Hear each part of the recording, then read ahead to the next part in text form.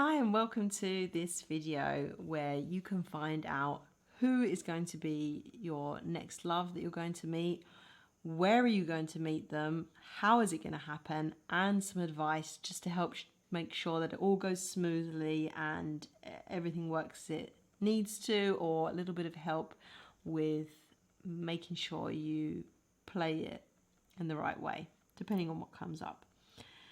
So, just to let you know a quick little thing about me, my name is Stormjaw. I've been reading the tarot for over 25 years now, and I've just started doing these videos online, so it really helps if you like the video, if you enjoy it, and subscribe.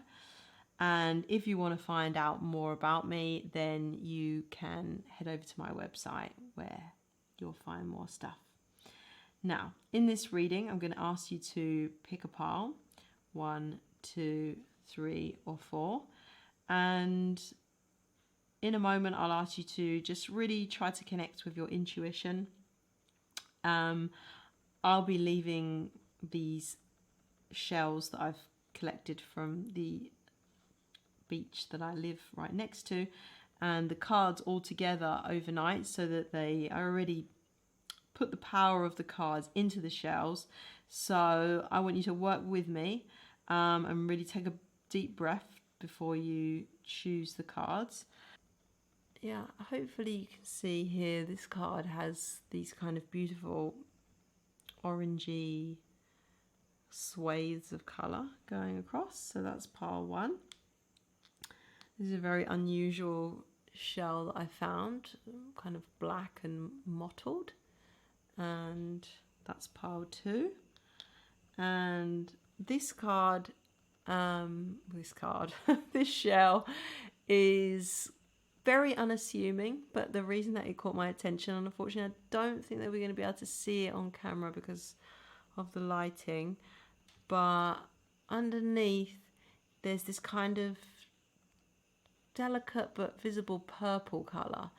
So I kind of like the fact that, yeah, you don't see much this side, but there's this kind of secret purple underneath. And finally, this is another unusually shaped shell, and this represents pile 4. And again, these beautiful mottles that we see. So take a moment, close your eyes if it feels appropriate. Appropriate? Yeah. It's been a long day. Take a deep breath and then really choose the pile that you feel drawn to, and I'll include in the timestamps down below whether you've picked 1, 2, 3 or 4. Okay, thanks very much, and I hope you enjoy this reading. Lots of love and light. Welcome to pile 1 of who are you going to meet and how are you going to meet them, and advice to do so. So first of all, I've drawn the house card from the Lenormand deck. This is actually a different system than the tarot or an oracle deck. It's been around for about 150 years. And this is the Gilded Reverie deck. You can see these beautiful gilded cards on the side. And the reason I've chosen to work with these cards is that they're a little bit more specific than the tarot cards. So it can be quite good when we want to find out something about who somebody is or where you're going to meet them. So, firstly, we get the house card, but we also get this 5 of Cups. So what that suggests to me is that this person is someone who is quite either a confident person or home orientated, someone that is usually calm, grounded, somebody you can really rely on. You know, if you're looking for someone who can be your rock, who can provide you with stability and a good feeling, this is your person. This is the kind of person who probably takes care to always be having a good job, or at least being in a good position with money. They're probably a very family orientated person. They might be a bit more on the serious side. Perhaps they're an introvert. and they're probably also a really good host. Physically speaking, and I would take this with a pinch of salt, because I often don't find that this really matches up. But physically speaking, they can be somebody who's stocky or square shaped, maybe well shoulders, sturdy, well built like a house, I guess.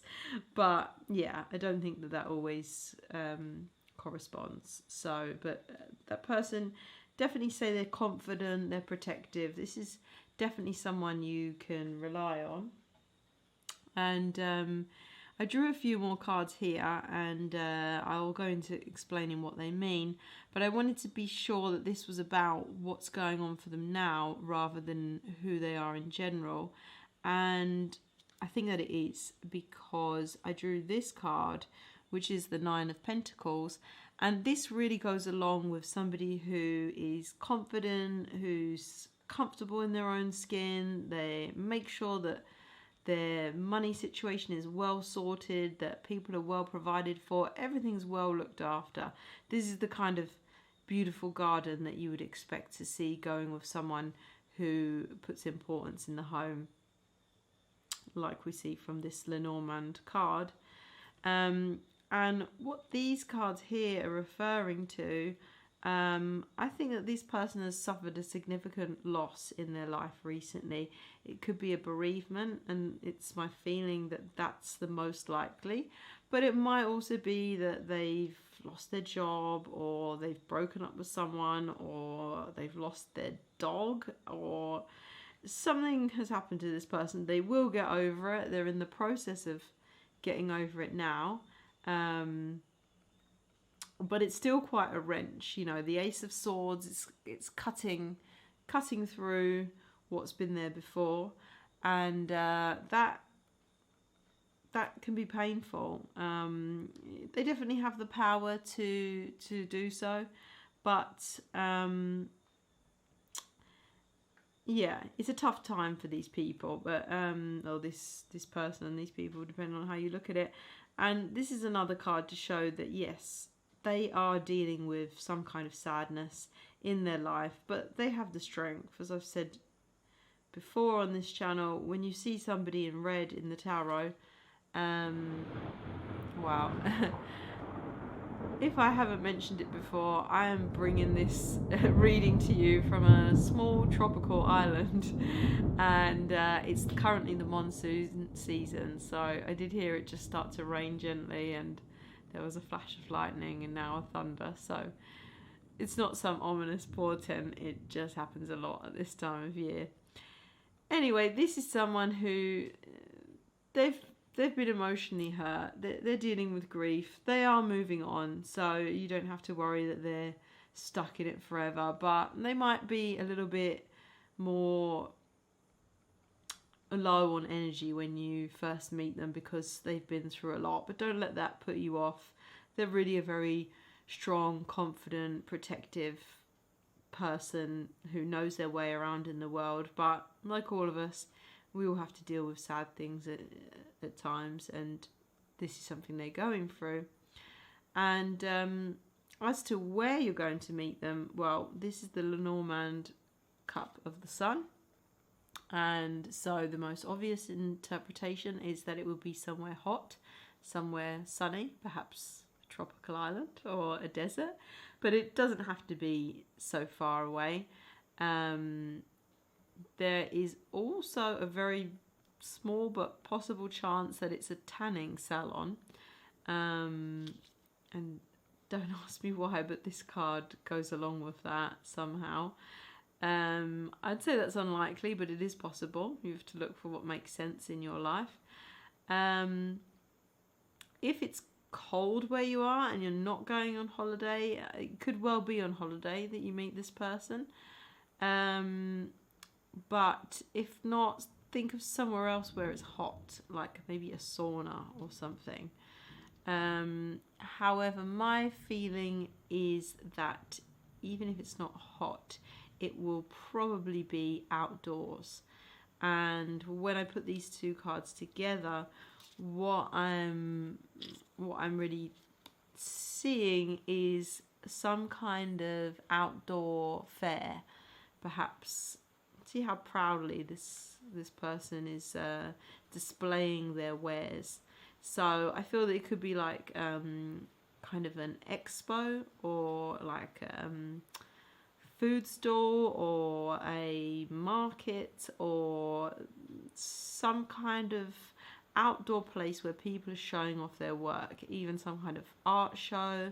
And as we see cups here, it's really something that the person's quite proud of. So I mean, that can be anything, or it could be something creative as well. So something outdoors or something in the heat, most likely where people are getting to show off their finery. It could also be in a park or something like that, but if that's the case, here goes the thunder again. If that's the case and it isn't some kind of outdoor fair or whatever, then the people are looking good, they're dressed their best.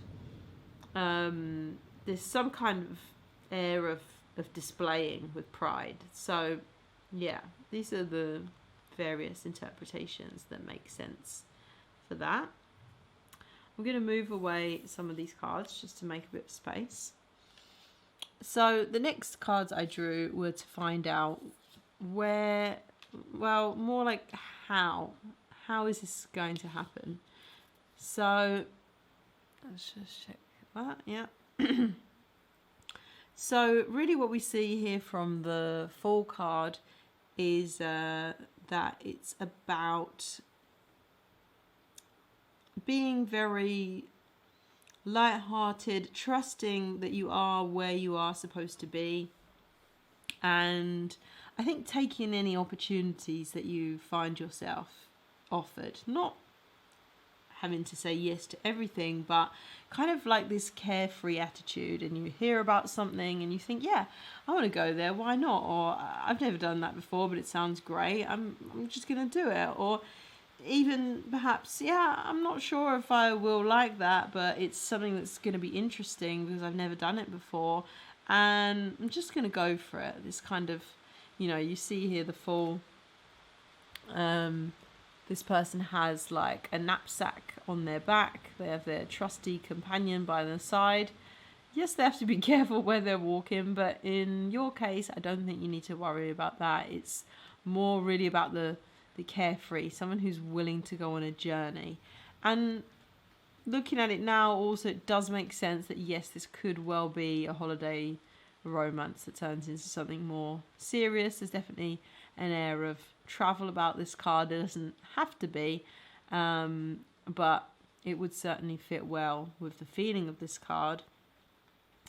And I asked for a bit more advice on the how, and I got these cards. And when I was asking about the how in this way, it was a little bit more how are you gonna attract this person? Like, how is it gonna happen that they're gonna become romantically involved in you?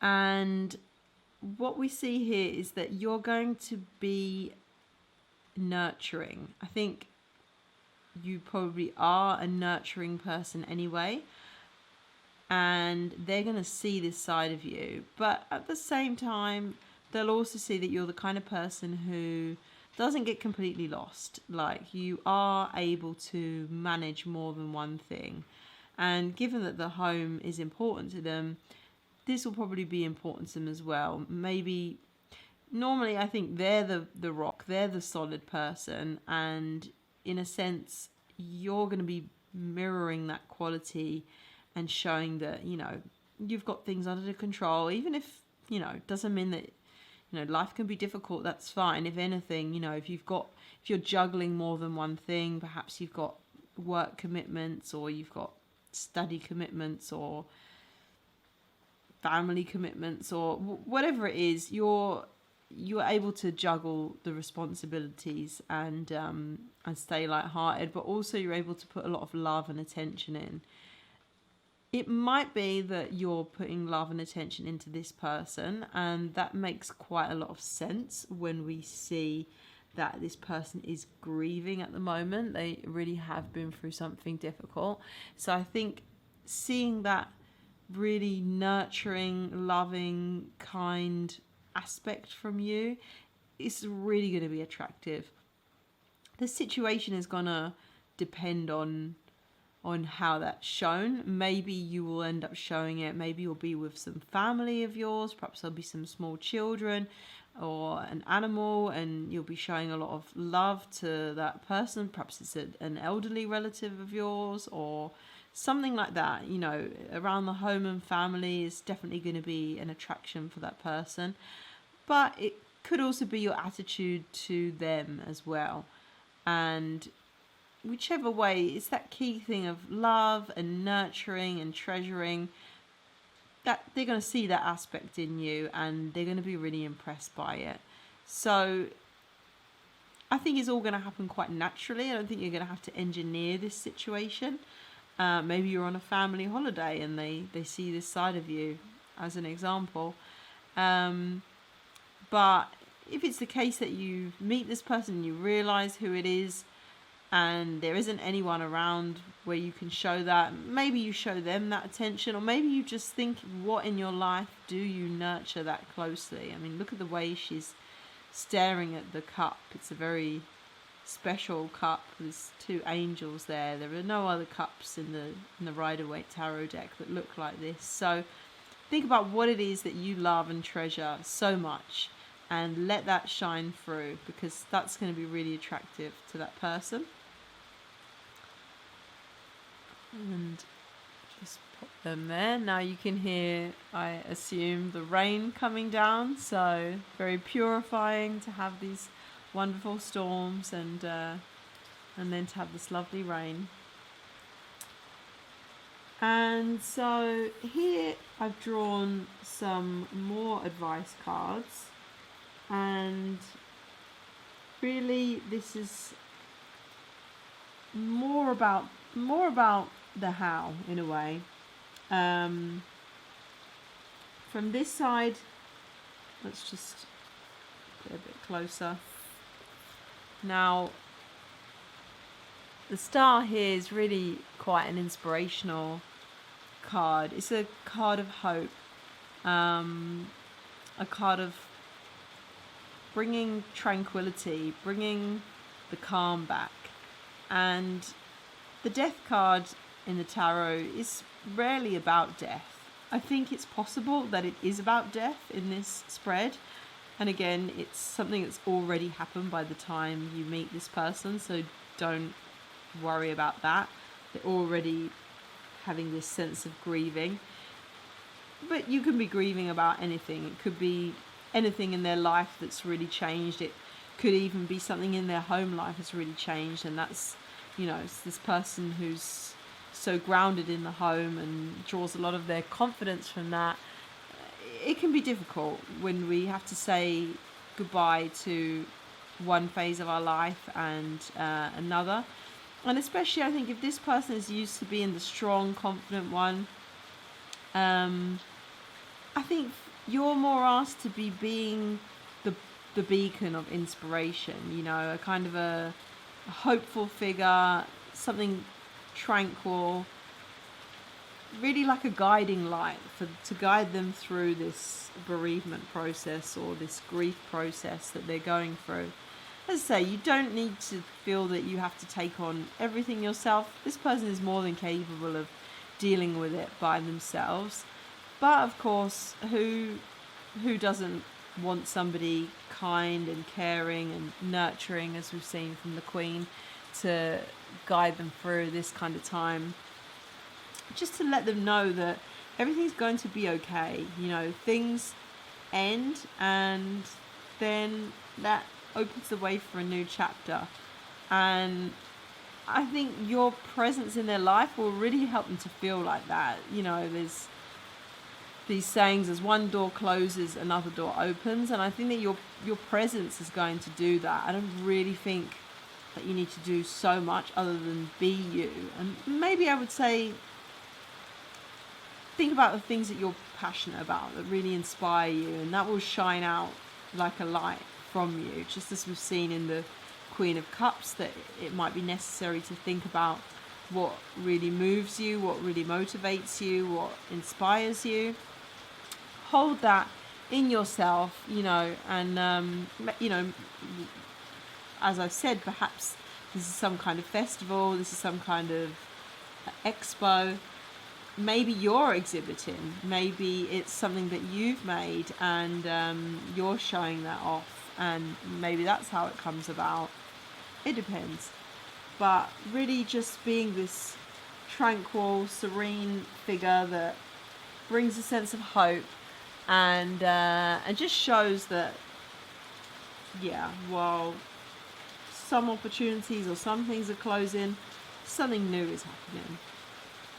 And finally, I did ask how to kind of, this is just something to embody within yourself, really. And I did ask how to play it with them to so they really fall for you. And what we're seeing here with the Four of Cups and the Seven, there's a sense of not rushing into things. The Four of Cups is someone who isn't necessarily ready to take a new cup of love, at least not romantic love.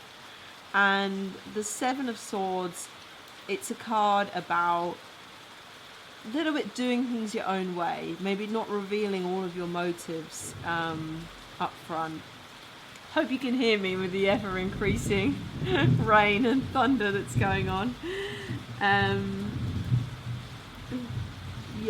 just noticing right now that there's a certain yin and yang quality to this card right here. We see I don't know if you can see that, but this is kind of fishes in a yin yang shape. But really the main message is give it time. This person isn't ready straight away to be finding a lover. What they need at first is just a friend, someone to reignite their sense of hope, reignite their sense of purpose in life. The fact that they can and will get through it. And now we've got a little, not sure if you can see it on camera, but we've got a little insect visitors come to join us. Again, one of the hazards of living on a jungle island. So yes, hello beetle, we welcome you into this reading. So I would say that's how to play it. It's even if you're feeling like when you meet this person, wow, I'm head over heels in love with this person, don't reveal it straight away. They're just not ready. Wow, okay, the beetles are increasing. Where are they getting in? My doors are shut. Oh my god, it's hitting me on the head. Okay, so I think that we're coming to a close, but I feel like I want to ask one more question just to help you out. And given that there's such a secretive kind of nature to the feeling of the reading, I want to know, like, how can you, when is it okay for you to reveal your feelings for this person, or how will you know? That's what we'll ask. How will you know when it's the right time to reveal your feelings? What is that going to look like? Let's see.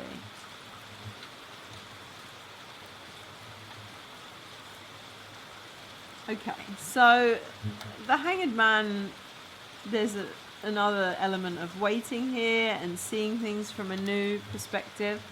And so I think on the one hand you'll know because wow, these beetles are going through it. Oh my god, it's on my foot. You will know because, oh my gosh, wow, this, if beetles have some kind of significance for you, then take that to mean something in this reading. Wow, they're really going for it. Wow, in my face. Yeah, so let's finish quickly. You are going to know when this is the case, when this person is right for you. You're going to see a shift in them. That's what I'm seeing here. There will be a period of waiting, and you will just know that you'll start to see a kind of a glow about them. They're going to go back to being the kind of person that they are. You know, if they're seeming a little bit depressed, low on energy, this glow, I think it's like you're going to be seeing that around their heads. I think you're going to be spending quite a while with this person, so I think you're going to know them quite well, and I think it's going to come naturally. I don't think that it's going to have to be that you're having to think about it. I just would say don't rush. If you're not feeling like it's the right time, then it isn't the right time, but when it is, it's going to be obvious, and yeah, it's going to go well. So with that, I wish you all the best. Thanks very much for joining me, and the storm and the Beatles. And if you like this reading, I would love it if you could give me a like and subscribe to my channel, because I'm going to do a lot more videos like this if I can get enough support. And what I'd also love is if you comment and tell me what you thought. You can also feel free to comment and tell me what other kinds of videos you'd like me to do. I will respond to every comment, at least for as long as it's possible for me to do so. And yeah, please give me a comment. Let me know if you like which pile you chose. If you meet the person of your dreams, come back, comment again. Tell me, did it happen like this, or did it not? What did happen? I'd love to know. So thanks very much for listening to this, and I will hopefully see you again soon in another video. Okay. Take care. Welcome to pile 2. Here you can see I've already drawn some cards, and the first card to tell you who your lover is the Fox, from the Lenormand deck and the Seven of Pentacles. The Lenormand is actually not a tarot deck or an oracle card deck. It's a system of its own, over 150 years old. And this deck is the Gilded Revelry, so you have this lovely edge here and these beautiful coloured cards. And the reason I've chosen to use them is because sometimes they can be more specific than the tarot card. Somebody once described the tarot as a very chatty friend who wants to tell you all the details about a situation. And in contrast, the Lenormand can speak a little bit more about places, people. So I thought that could be useful for today's reading to give us something a little bit more concrete. So the first card that we get is the Fox. Now, I do think that foxes have been given a bit of a bad rep in society. So there are some meanings of the card that can be to do with trickery and deception, but actually now that people have studied foxes, they're very pack orientated, they're very loving. So I'm going to go with the more positive aspects of the fox, because I think that they've really been given a hard time by people. So as a person, the fox card describes someone who is foxy, witting, charming. They got street smarts, and they can be cunning, they can be crafty, they're very inventive and intelligent too. Some would say artly, clever and shrewd. Observant, they see what's going on. They're quick, but they're also patient. And some of the more negative descriptions of the fox can be like a trickster or a con artist. I don't think that this person is a con artist whatsoever, but it might be that they're into magic or some kind of sleight of hand thing like that. But I don't see anything negative here. I think that's people just being mean about foxes. And when we see the clarifying card from the tarot, we see that this is someone who's hardworking. We see the echo of the patience. This is somebody who has sowed seeds and waited for them to bloom. And so they're playing the long game. They're putting the effort in. They're making sure they've got everything they need. They're paying attention to detail, and then they're prepared to wait the course. This is, yeah, in my mind, a very good card pair to see. This is certainly a very interesting person, and yet at the same time, for all their swiftness and their movement, you can rely on them, because actually they are thinking about the important things. They are going to make sure that the details are taken care of, the practical things.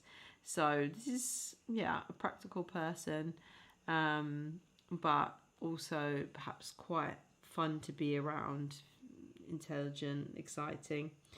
Now, physically speaking, the Lenormand does describe what people look like. I would take this with a pinch of salt, because I don't find that these things tend to play out. But physically, the Lenormand says that people represented by this can be petite to average size, any variation of red or copper hair, usually fit and in shape, graceful, dainty, light-footed.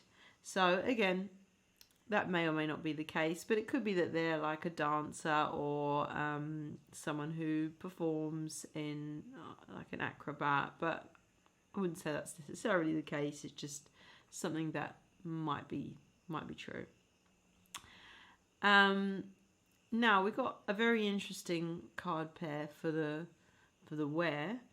And really, here we see the dog, and here we see the Two of Swords.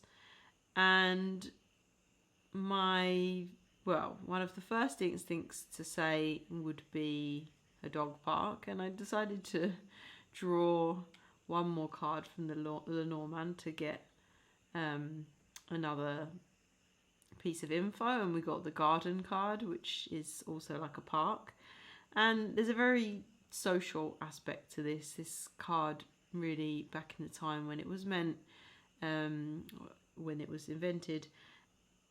Gardens were public places where people went to be seen, to see and be seen, and to be part of something. But from a practical perspective, it can just mean a park or a garden or any social kind of place. So I would say if you have a dog, there's a good chance that you're going to meet them in a dog park. And however, there is the question of the Two of Swords here. And so what I kind of thought of when I first saw this actually was something else, like some kind of trust exercise. The dog is very much about loyalty, faithfulness, trust. And here we see someone blindfolded, so they need guidance. Could even be dog training lessons was something that came to mind. But it could be nothing to do with dogs. It could be learning to trust yourself. So it might be some kind of team building exercise where you have to do kind of like a trust exercise. They have, for instance, maybe when you get somebody to catch you as you faint. So perhaps it's in a work event that you meet this person, or perhaps it's part of some kind of workshop where you're working on yourself, or something along those lines of a trust exercise. The other thing I was going to say was perhaps like a theatre games workshop or class. And theatre games, you don't have to be an actor or want to be an actor to do those kind of things. They're very fun. They're very good ways to learn how to improv, to kind of release sides of your creativity. I would quite expect to see the Fox at something like that, trying their hand at different things, becoming different characters. So that's definitely a good place to go as well, if you're looking to meet that person. And bear in mind this aspect of the park. We see it's nighttime. Please don't walk in the park at nighttime unless you know it's safe. It doesn't have to mean that it's about nighttime. It can just mean that there are things that are hidden.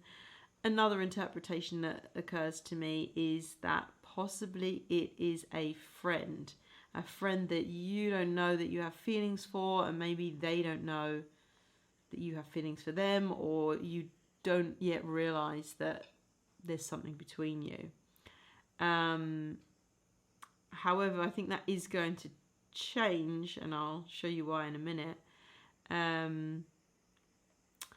But yeah, there's definitely something about trust, about guiding. Can't remember if I already said, but even I thought about guide dog training here. You know, this idea of somebody in the dark being led by someone. It can also be a metaphor. I mean, as I've said, it could be trust exercises. It could be a place where people go to get guided. Maybe it's learning more about something. Maybe it's an actual guide, but yeah, some kind of and in that case, it's a kind of a public place. Maybe it's a kind of an ornamental garden. For some reason, I also thought of mazes when I was having a look at this. Sometimes, at least in England, we've got Hampton Court maze, many mazes. Leeds Castle has a maze. So yeah, it seems a little bit odd in a way that you would meet your love in a maze, but you never know. And something else I wanted to point out about trust exercises is that there's been various research done into if you get strangers together and you look into each other's eyes and you ask each other a series of questions. I think you can search for it as 36 questions, and they start off more basic, like getting to know you questions, and they go more deeper into, you know, I can't remember the specific questions, but it might be like, you know, what was a moment that you felt overjoyed or embarrassed, or I'm kind of mixing two things here. You don't have to mix them both, but on the one hand, they had people who they looked into each other's eyes, which in a way is the opposite of that. But then, of course, with a blindfold, at some point you remove the blindfold. And because the dog is a symbol of trust, this is someone that you can remove the blindfold and actually look into their eyes. And yeah, if people tell each other deep things while staring into each other's eyes, they often feel like a really strong bond. And in these psychological experiments, some of the people who did this actually ended up getting together, and maybe, yeah, we don't know how long they stayed together for, but they became couples. So if there is a friend in your life and you're aware that you have feelings for them, maybe that's a kind of a game that you could play with them. Alternatively, I think it's a list of 36 questions. You could play that game with them too. Maybe you don't have to look in the eyes. That might be a little bit intense to explain to your friend. But perhaps you could just have a time together where you ask each other questions, get to know each other. And yeah, that really has a very powerful psychological effect. And perhaps doing it in a garden or in some kind of public place somehow brings you closer. Maybe it makes it a little bit less intense, so it's not too weird, you know, that there are other people around, but yet you're kind of in public but in the nature. And it's always good to be in the nature that's connecting us to our innate selves, and it helps us to connect with other people. So bit unusual there, but hopefully you can take something from that and find something that works for you. Make it happen, I would say. Some of the other readings I've done, I think that they're just going to be something that happens. Here, maybe it's the case that you can encourage this to happen yourself. If it doesn't seem like something that's going to happen naturally, you can bring it along. Now, I'm just going to lay this card aside just to make some space. Now, I drew a couple of cards for how is it going to happen. And I got two really amazing cards here. Because the Ace of Cups is all about new loves. It can be about creativity as well. So there is a possibility that it's through some kind of creative process with someone. And if it is like a theatre games workshop, then it might be through kind of learning together, sharing things together, maybe some kind of theatre group where you work. I can't remember what it's called now, but there's this kind of things where people perform things from their life, or they tell the story and other actors perform it. So it could be something like that, something that touches you, that brings you together.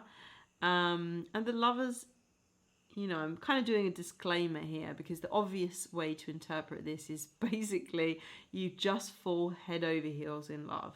And that could well be what this is saying, because that's what screams out from the cups, which is the suit of love, and the Ace of Cups.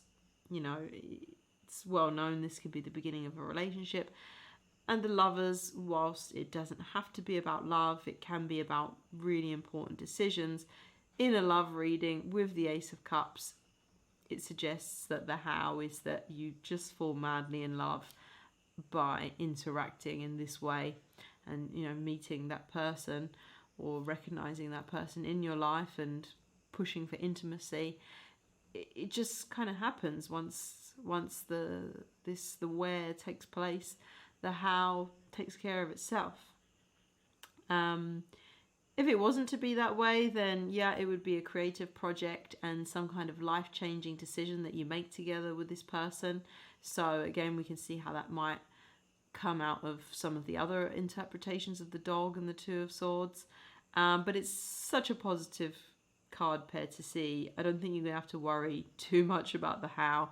Once you've identified the person, the place, the how just comes so naturally and so beautifully.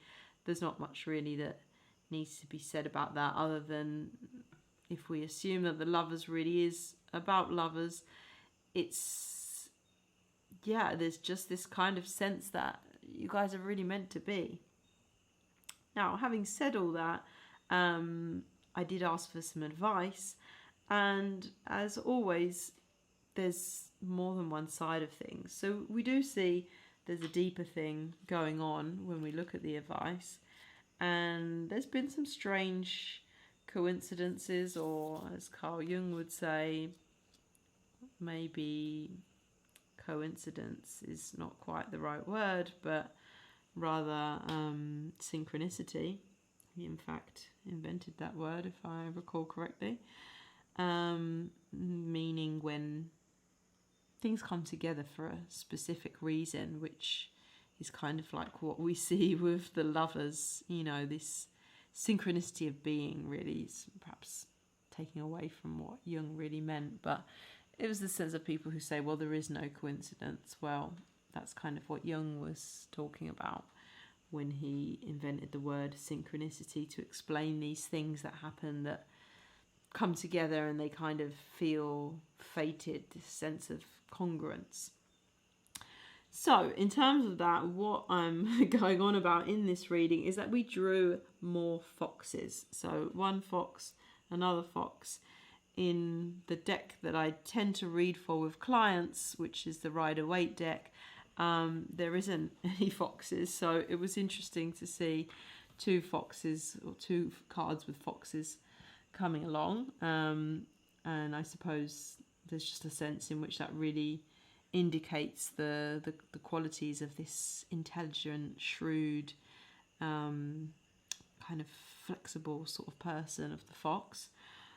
But the card itself has another meaning, and the next unusual thing is that this is from the Shadowscapes Tarot deck, this is from the Rider-Waite deck, and I actually drew the same card twice, which I found quite funny. And yet at the same time, you might be thinking, well, what does that mean?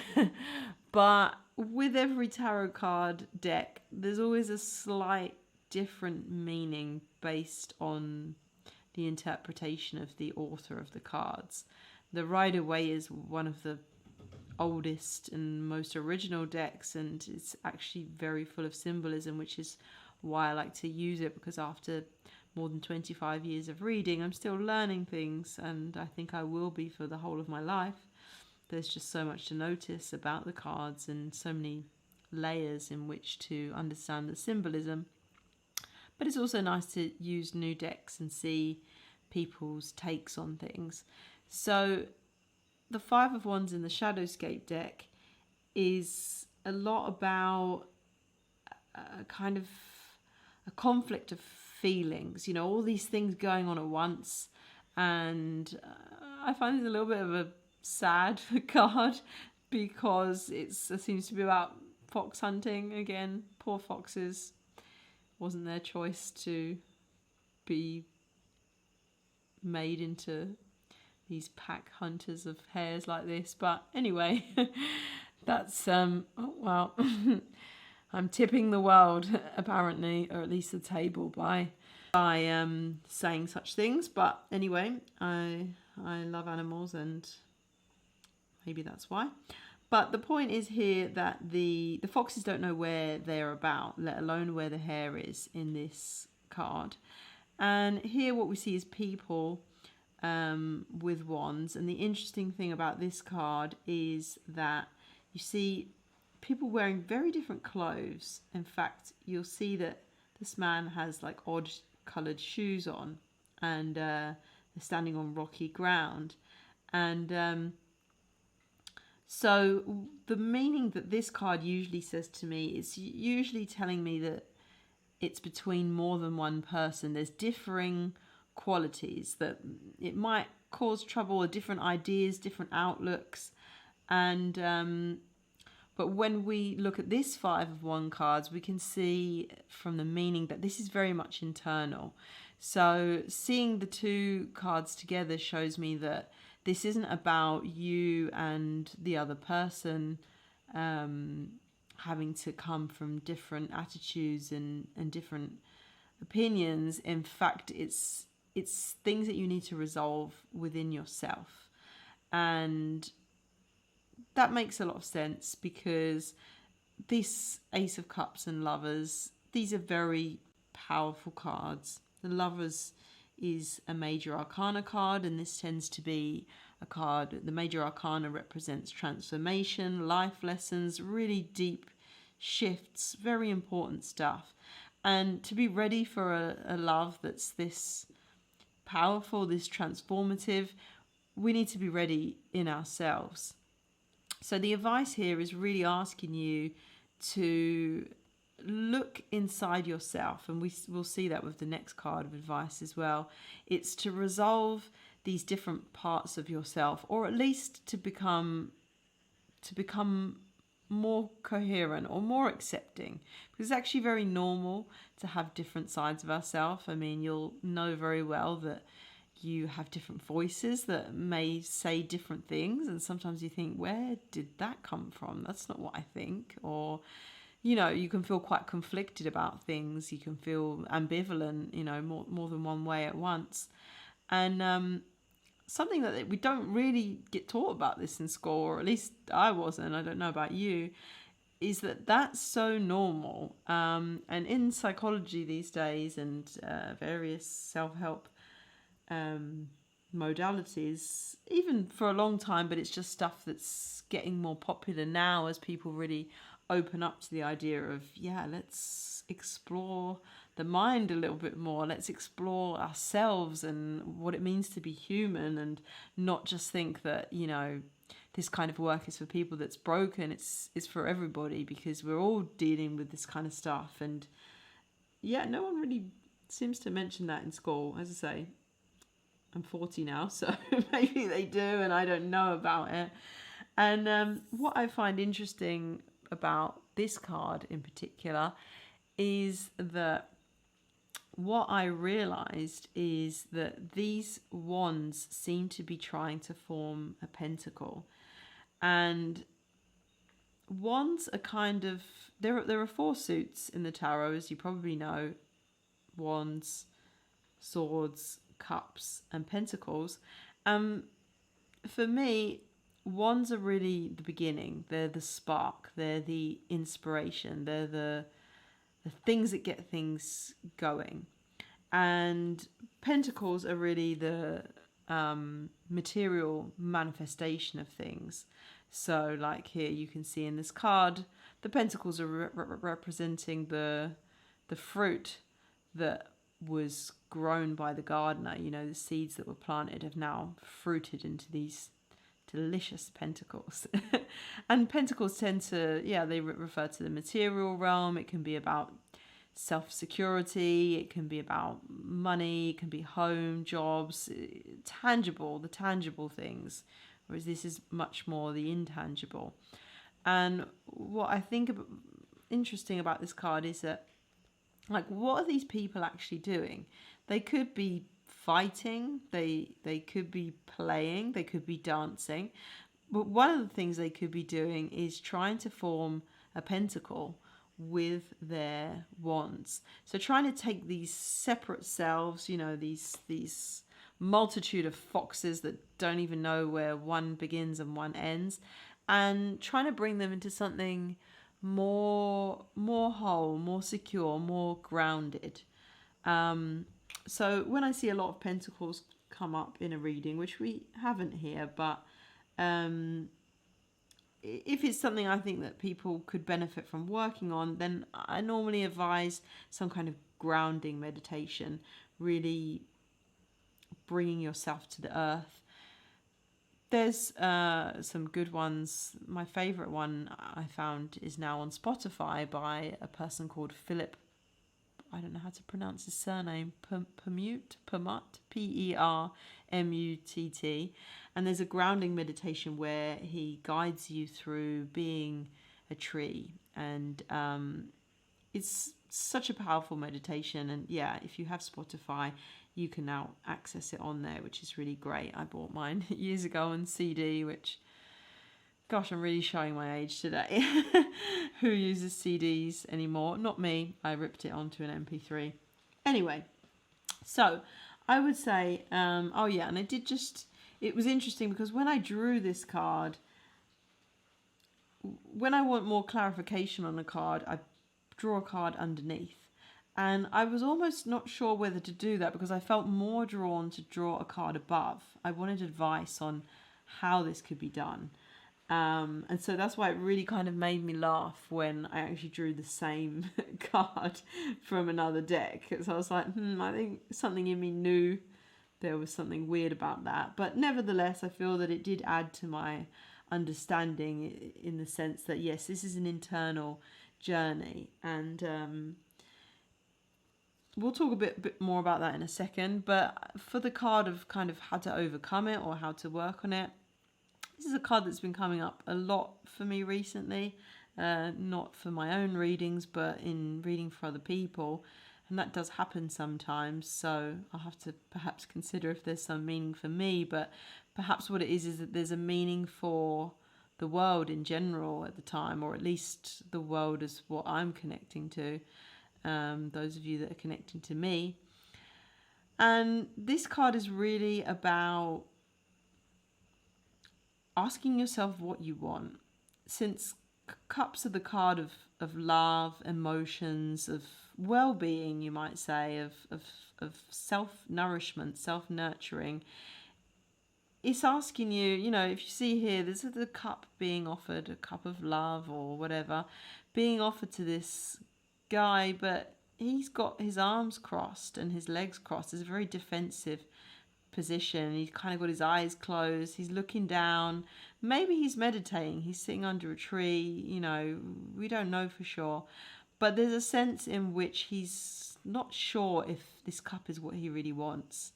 And so I would say that while trying to figure out what are these things that are conflicting you inside and what is it that you can let go of or have more of, think about what nourishes you and what doesn't. What things bring joy and fulfillment into your life and what things don't.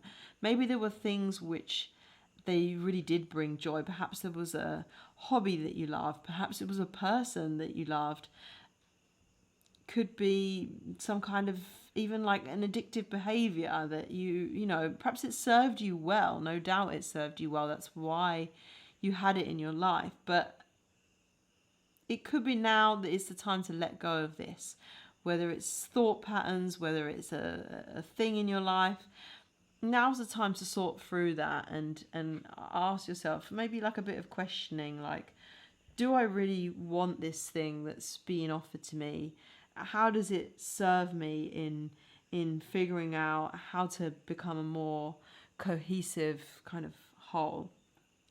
And we really see this theme echoed again in your advice card here.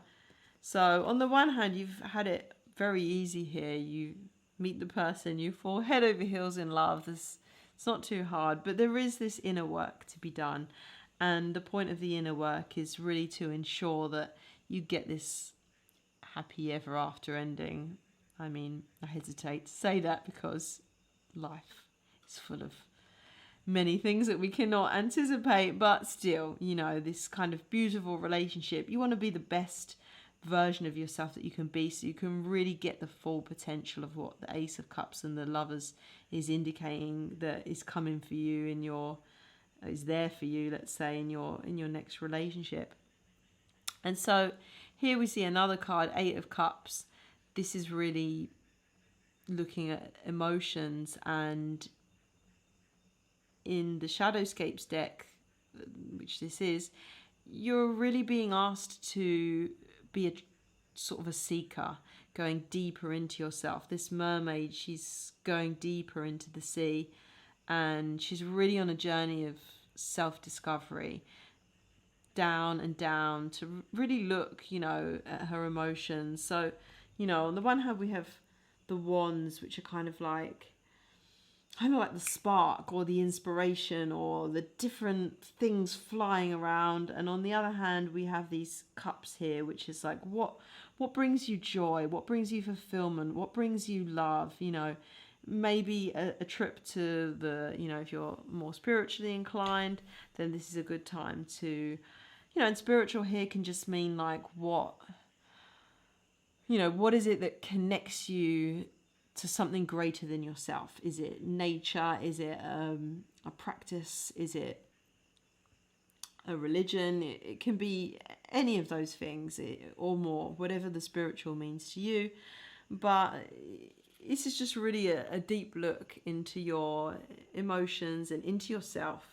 So it's a journey, and it's kind of saying that if you take the time to go on this inner journey, you're going to resolve this kind of franticness, this kind of confusion, this trying to make security out of like all these different kind of things calling you.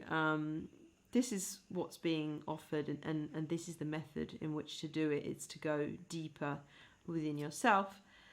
And you may ask yourself, well, okay, that's all very well. How do I do it? And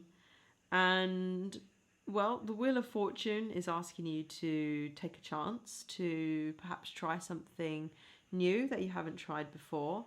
And it's also kind of reminding us that there'll be like ups and downs on this journey.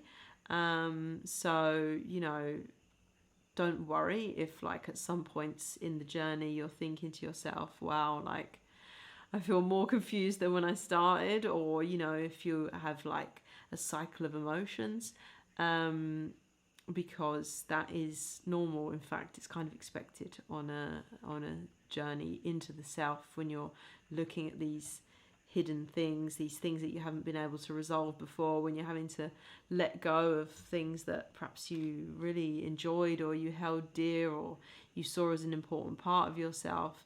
There may be some ups and downs, but take a chance.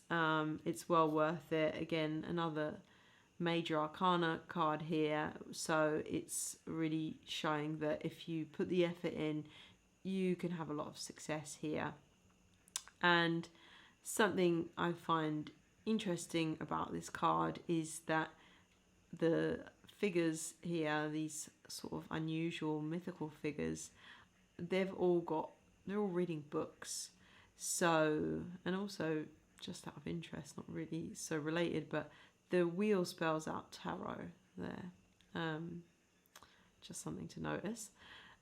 So if you're into the tarot and you have a tarot deck, it may well be that using the tarot could be one very interesting method for you to go deeper, as well as, if you have a tarot reader that you like to follow. No, but I mean anyone that you respect or like their readings, then you might find some wisdom from that. But it's not just about the tarot by any means. I mean, if that speaks to you, that certainly does make sense, since there was I didn't actually figure that really before, but it is true. that it really does make sense given the Eight of Cups, and this is work that you can do by yourself. You don't necessarily need a tarot reader or anything like that. But also there is this thing of actually reading books.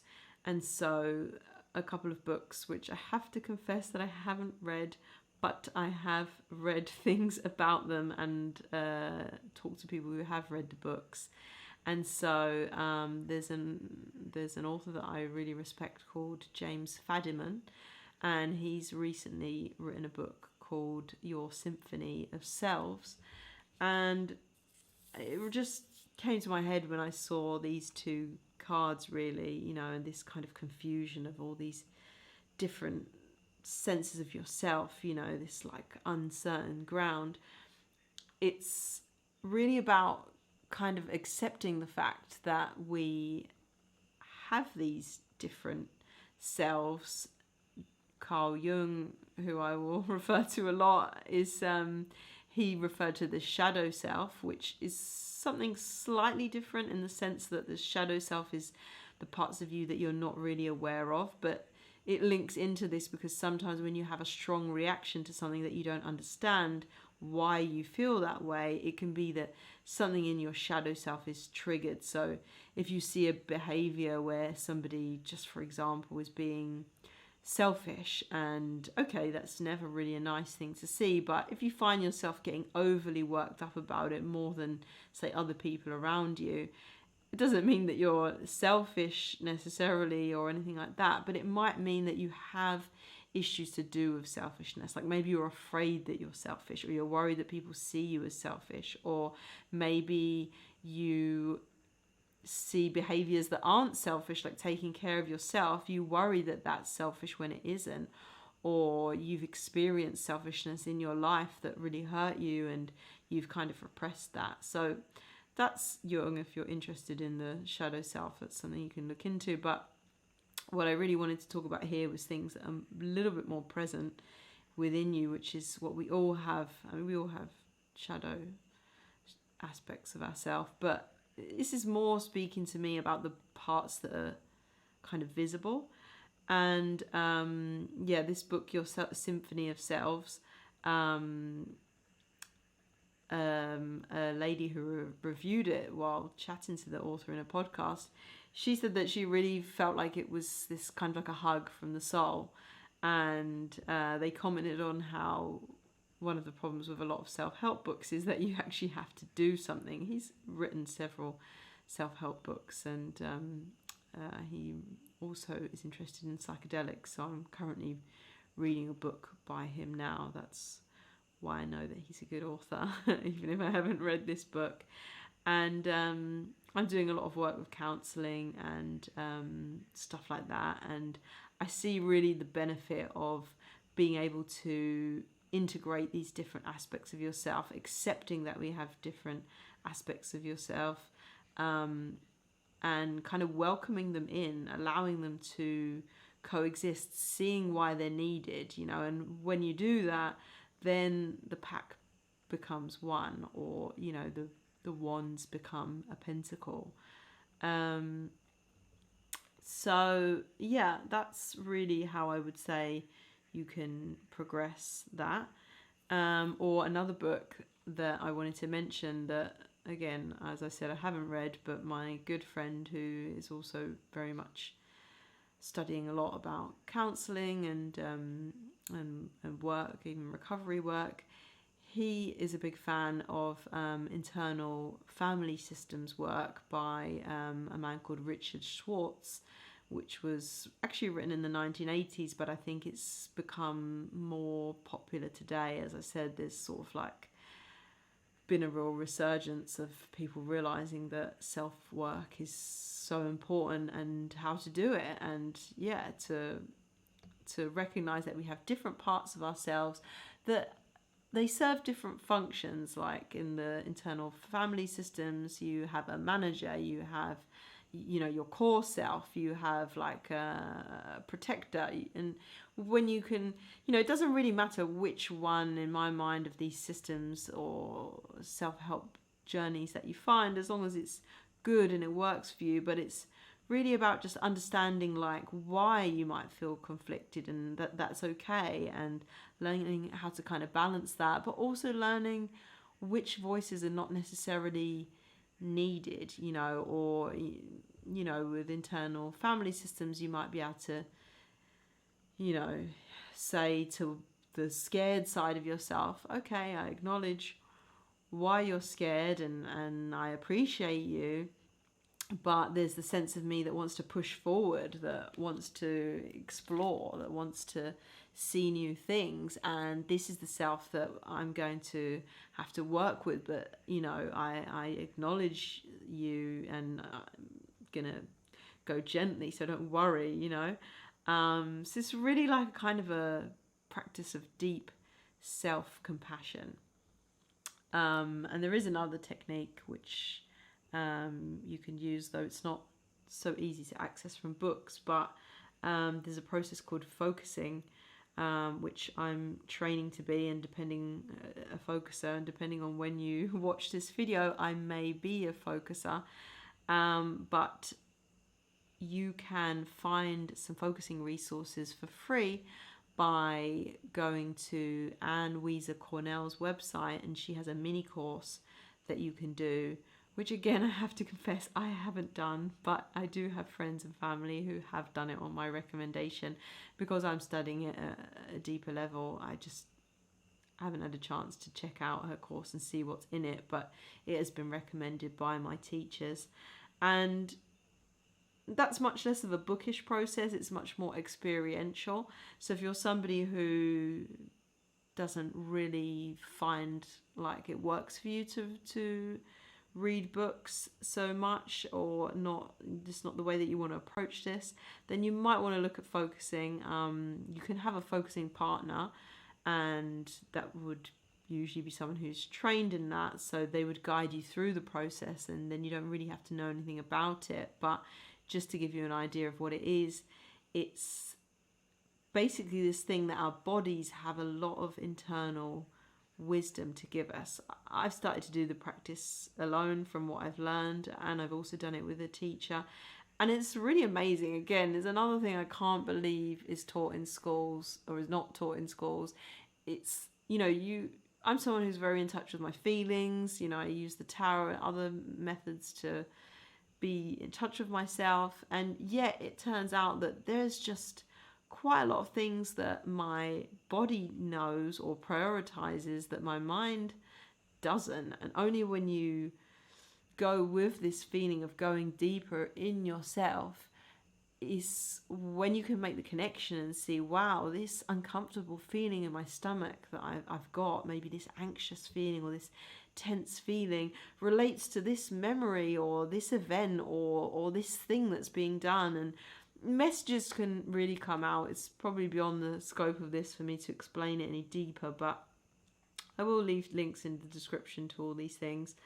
And yeah, one of those methods, or you may find another method, but these are some methods that I know about right now that are really powerful ways to unite these different kind of battling sense of selves that you might have, to give you a deeper sense of self-knowledge, to really allow you to have this kind of blissful relationship, if we go by what we see here. It's important to note the Ace of Cups is just a start, but it's a blissful start. Okay, the Lovers is something much more significant, so this has the potential to be like really a long-term relationship. And so this is why I've spent so much time talking about these cards. It's because I really want for you, if this person that you meet is, perhaps your soulmate, if you believe in soulmates, or at least this deep soul companion, and this person that you can really trust, and so on. I really want you to make the most out of this, and to be able to live your best life, live your best relationship. And so I feel that if you pay some attention to what is here, then you really have the best chance of doing it. Now, with other cards, I've drawn one just intuitively to see what info maybe isn't here that could be. there's a part of me that feels that this reading is totally complete, but there's another part of me that loves fairness. Different parts of the selves, you see what I mean?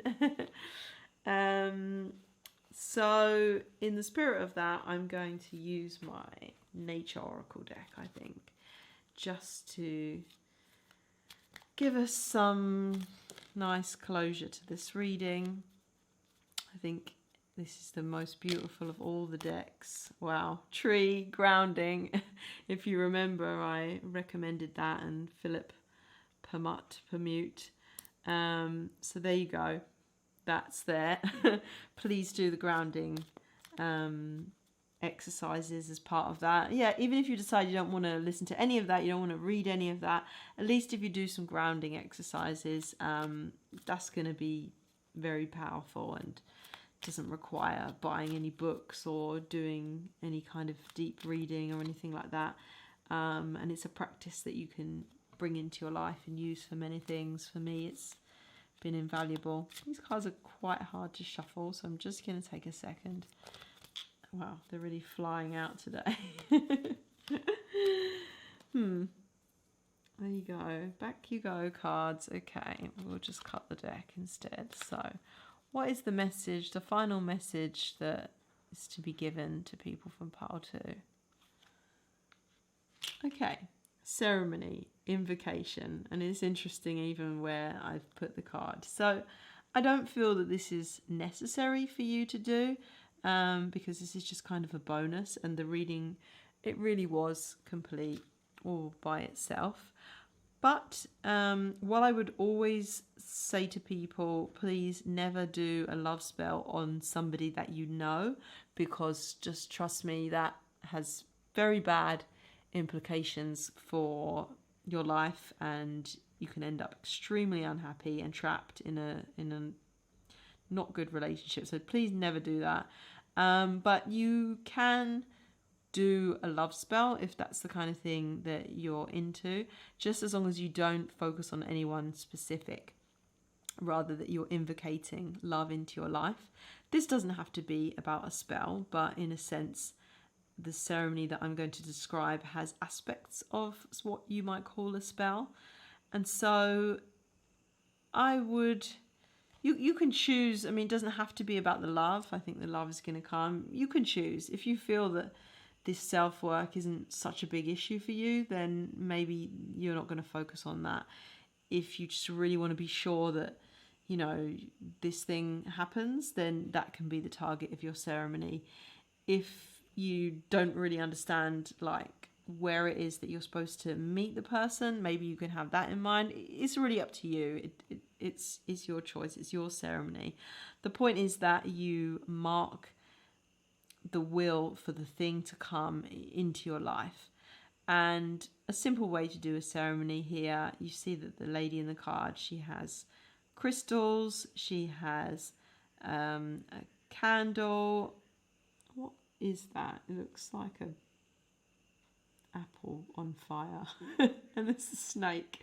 But we see there's incense coming from somewhere. There's smoke there. I don't know where it's coming from. But if I were to describe a ceremony, I would say get something that represents all 4 elements, like what we see, the pentacle. It's fire, earth, air, water, and ether. Ether is kind of spirit, so or the ether is kind of the universal matter that connects us all. It's what I connect to when I read the tarot. One of many things that I connect to, but it's one of the most powerful things. So you can think yourself how you want to connect to that. I would say ether here is being represented by the, what should I call it, the smoke, the aura that's coming from her head. In fact, when I connect to the higher consciousness, the universe, spirit, whatever you want to call it, I do it through the crown chakra, which is at the top of your head. So you might just want to imagine that chakra kind of opening when you do this ceremony, and then you can say light a candle for the fire, you can burn incense for the air, you can have a bowl of water for the water, or you can do it by the sea perhaps, I don't know, and you could have a crystal or a stone for the earth.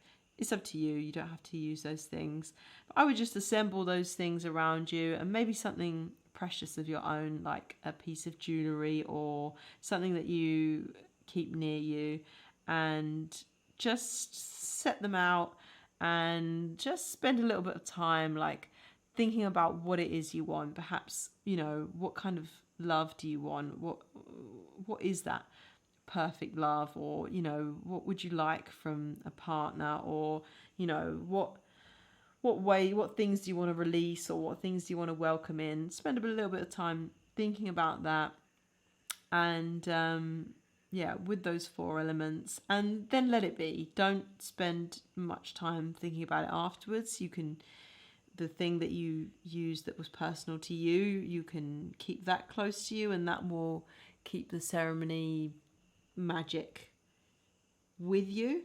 But once you've done something like that, just trust that it's going to work, you know.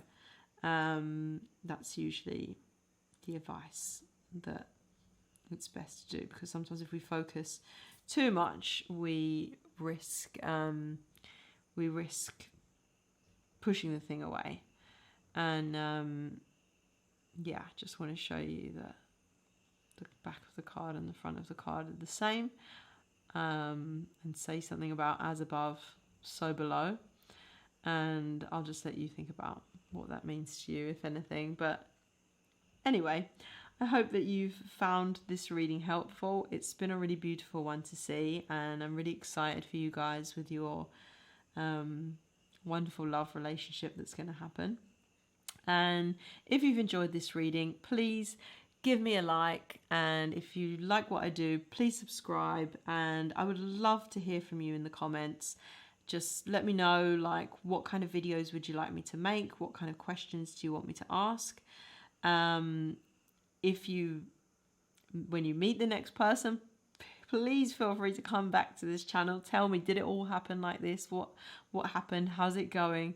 Feel free to interact, or any comments that you have. I will read every comment that's posted, and I'll do my best to reply to anything that I can.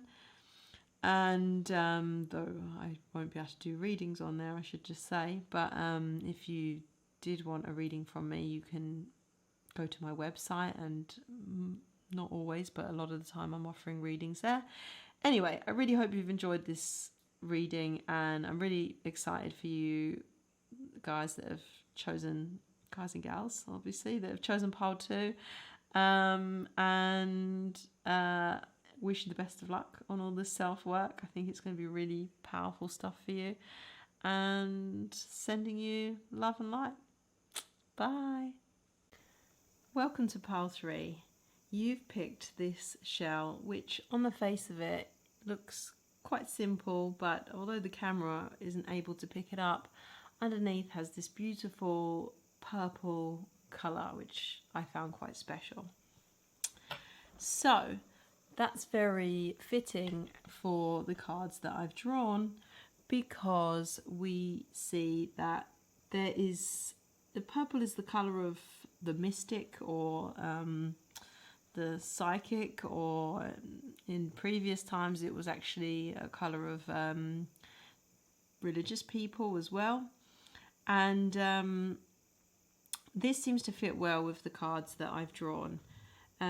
So here we have these cards actually from the Lenormand deck, which isn't a tarot deck, isn't an oracle deck. It's an alternative system to the tarot.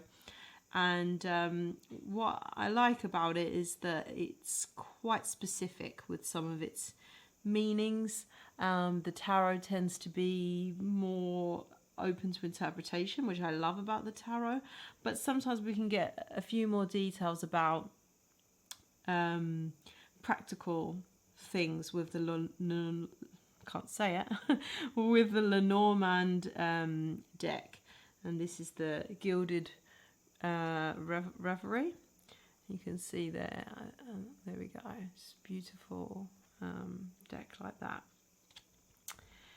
Anyway, so this is actually from the extended deck, so it isn't one of the ones that is traditionally used. The system is about 150 years old, but as you can see, it's dice. So to me, what this is clearly saying is that this person, your next lover that you will meet, is going to be either someone who's very interested in playing games, possibly a gambler, maybe a professional gambler, or quite likely, I think that there's going to be an aspect of them that they're quite likely to be some kind of divination person, a fortune teller, a tarot reader, an astrologist, and that's also very much backed up by this card here. And if none of that is right, or you don't meet someone like that in your life, it might just be saying that this person is a very lucky kind of person. This is the kind of person that things just go well for them. The dice is a super great sign here.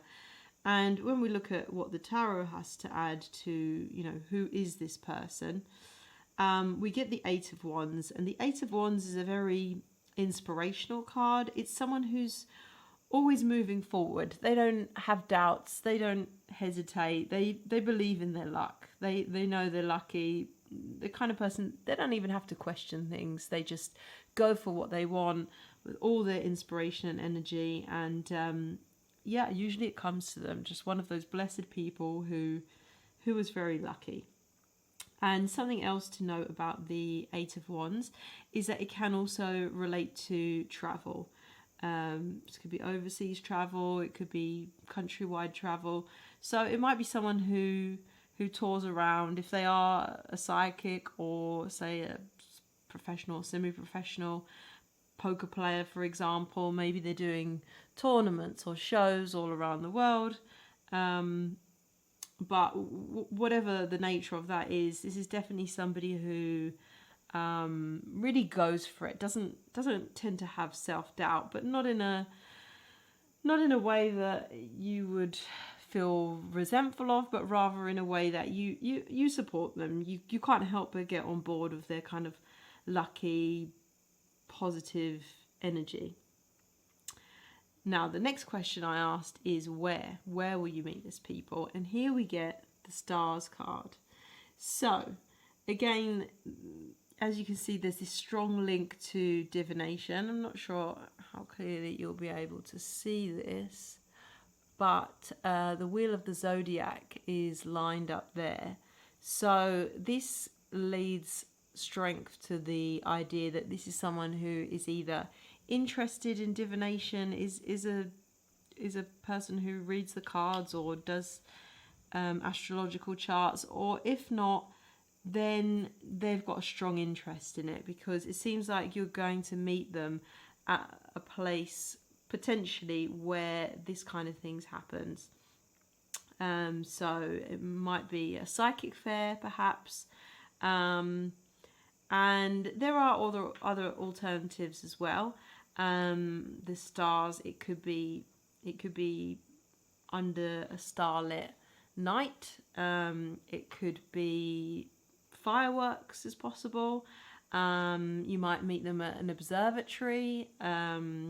It could be, my feeling here is that there's a study group element, especially when we see the Ace of Wands, because this is about the inspiration to try something new. So could also be, I don't know, I feel this is a group scenario where people want to learn things. They've got this inspiration. Perhaps they're already really passionate about whatever topic it is, whether it's astrology, whether it's astronomy. But this is a place where people are coming together. So some other things indicated by this card would also be crystals. So it's possible that you might meet them at a crystal shop, or perhaps a crystal workshop. And another meaning for this card is actually a magic wand. So I find that very interesting, especially since we've drawn the Ace of Wands here.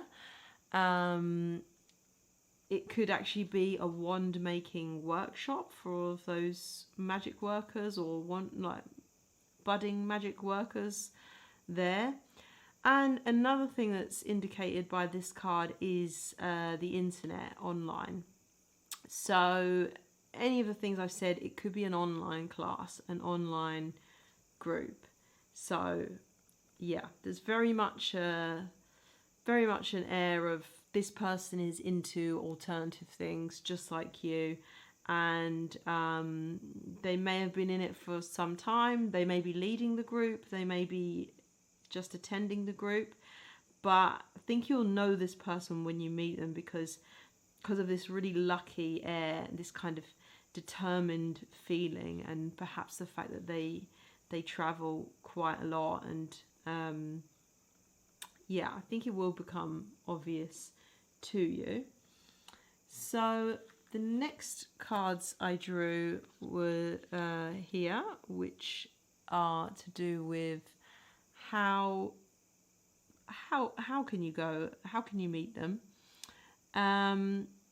and really what we're seeing is that it's another card of starts, another ace. So I think the thing is, it's really about this mindset. It's you wanting to bring something new into your life, and pentacles tend to either refer to money or security or the home. So it might be that you're thinking that you would like a new income stream or side hustle or complete career change, and so that's why you're attending this workshop or doing this new field of study or getting involved in a group with a study.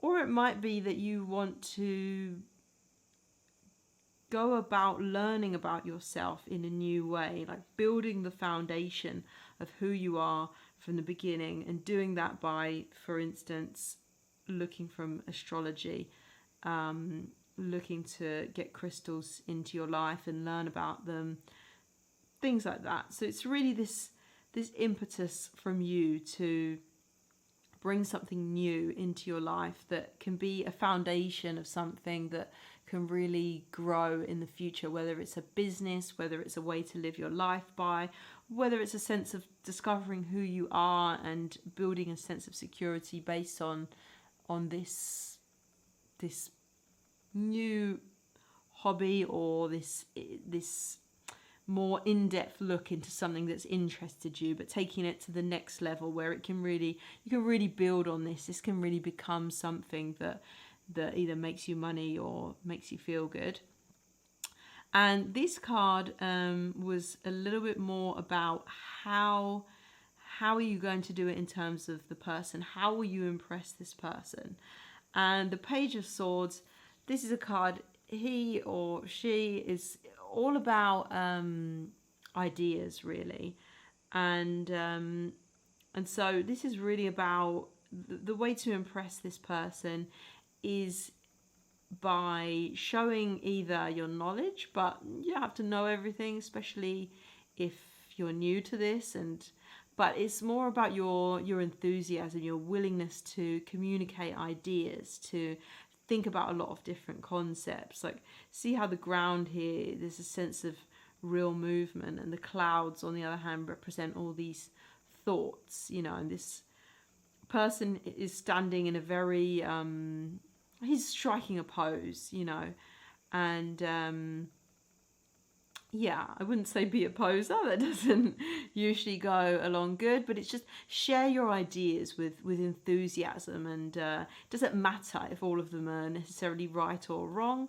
It's more about, really going for it. And this matches the kind of impetus that we see here with the Eight of Wands. This is someone who, they don't let the thought of maybe being wrong about something like get in their way, get in the way of their determination.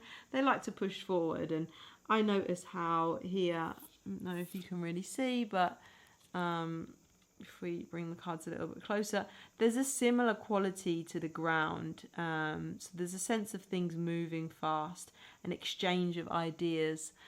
I really think that that's the way that you're going to impress this person and stand out from the crowd. And I drew a couple of cards of advice. So this is from the Shadowscapes deck, and this is the Rider-Waite. And also, yeah, some more advice though from a slightly different angle. So what I'm seeing here is that it feels like you've been hurt by love in the past. The Three of Swords is a card of heartbreak, and the Emperor is really a card of strength. It's about overcoming difficulties. When we see red in the tarot, it's generally at least in the Rider-Waite deck, it's about personal power, strong personal power. So you may have been the swan that has been hurt in love. Maybe even the last partner that you had broke up with you and there was someone else involved, or sometimes that can be the case with this card. Maybe you broke up with them and to get with someone else and it didn't work out. Whatever happened, I think there's still some heartache going on for you there, but you're really being asked to just try and kind of just master this. If it's been the kind of thing that's been putting you off and you think, am I ready for a new partner? Just think, yes, I am ready. It doesn't matter about the past. The past doesn't have to relate to what happens in the future. I'm over this, essentially. Even if you're not over it, go with that mentality. Just think, yeah, I'm going to put that person out of my head. I will not think about them. I will just move forward and trust that it's okay for me to love again. And here, finally, I drew a couple more cards, and this is really about advice on how to play it with this person. So here we see the Two of Swords with the Hermit, and I think that's interesting because I think it's interesting that we see the little heart up there, and yet we see the shadowy figure with the swords crossed there. And I think what this card is saying is kind of the opposite of wear your heart on your sleeve. Even though you may be looking for love, and I've kind of said don't let your heartbreak get you feeling that you're not ready for love. At the same time, don't make it obvious, at least not first, that you are looking for a partner. We've seen a lot of swords and wands here. We haven't seen any cups. So the key of this connection is really more about, at least to start with, it's about inspiration, thoughts, a spark, communication, love, romantic things that will follow later. But first of all, and the Hermit, I mean, it's really a card of self-discovery and of learning as well. So that also fits in well with this feeling that I've had that there's some kind of group learning going on here, that's really what the focus is all about.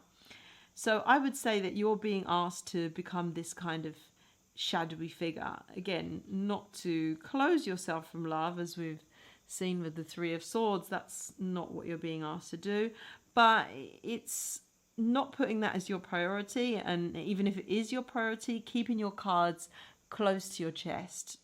Go into this thing, knowing that yes, maybe you are going to meet a partner from here, but your focus being on self-discovery or learning of the topic, illumination, learning more things to really build this foundation that we've seen from the Ace of Pentacles, and this spark of the Ace of Wands, and this communication from the Page of Swords. Is that should be your focus. And by going on that path, I feel that that's really what's going to attract this person to you.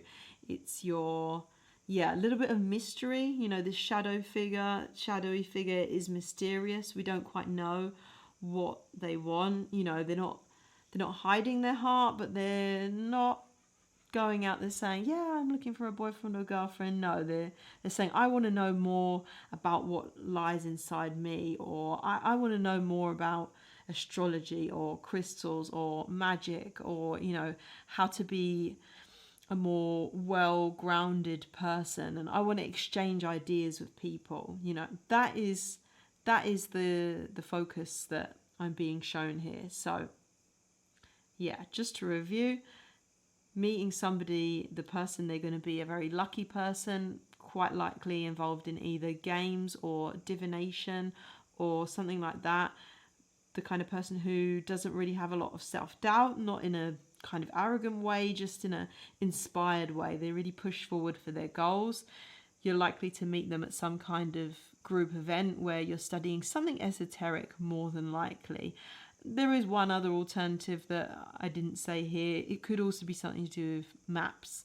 So if you're the kind of person who really enjoys the idea of a scavenger hunt or something like that, this could also be GPS. This is also indicated by the stars. So there is that possibility as well, if that attracts you. And yeah, there's really this idea of something new, something that inspires you, that you really want to grip and get on and do.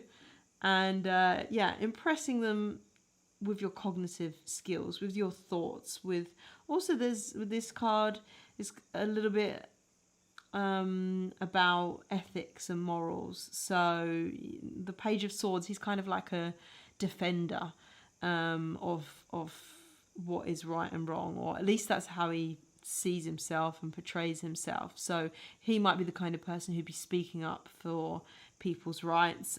Again, you know, be yourself. Obviously, don't put on airs that aren't who you are, because that will probably just come out really weird. But, you know, let those characteristics of yourself come to the fore if that's what feels natural for you. But the most important thing is the sharing of ideas, and yeah, trying to put behind any heartache or fears that you may have, or, you know, perhaps maybe even you've been a little bit depressed and you haven't felt like going and joining a new class. Well, you know, put a brave face on it, master it, do it. Sometimes, you know, it sounds cheesy, but feel the fear and do it anyway. This kind of seems to be the message here. And finally, create a little bit of intrigue. I mean, it's interesting, actually. I only just thought about it, but we have two figures here who are shrouded in dark cloaks. So definitely sharing ideas, not being a closed person, but not being totally upfront about the fact that you're looking for a lover, putting a lot more focus on the fact that you're looking for self-knowledge. You're really keen to develop yourself and find out what there is.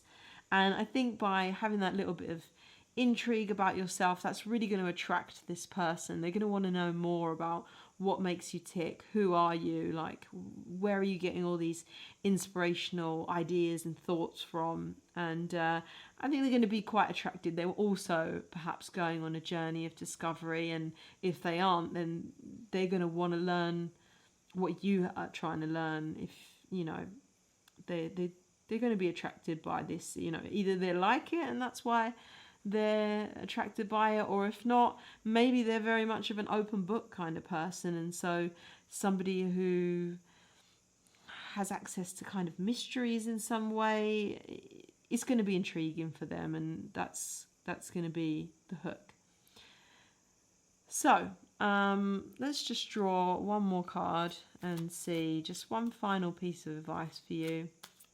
What should we ask? Let's see. Yeah, what is really going to be the thing that's going to make this person fall for you? How about that? Okay, interesting. So we've seen, I did mention here about the kind of ethical component of the Page of Swords. So here we've got the Justice card. Now, this doesn't have to be about literal justice. It can be about things being... It can be about adjustments. It can be about putting things in order. It can be about seeing things how they really are. It can be a kind of a transitionary point. You see that we have these two poles here which kind of indicate some kind of a doorway, you know, a gateway from perhaps not so much knowledge to knowledge. And yet at the same time, again, we see something hidden. There's this shroud or whatever you want to call it in the background. So either there's a focus, if it makes sense to you, you know, perhaps you have some kind of issue of social justice or fairness between people, let that shine through if that's you. And if not, then I would say this is about making adjustments. So really what we would say is that this person needs to see you as someone who's powerful, someone who's not afraid to weigh up the different sides of the matter. And again, this fits in well with the Page of Swords. You know, there's a lot of ideas, there's a lot of thinking.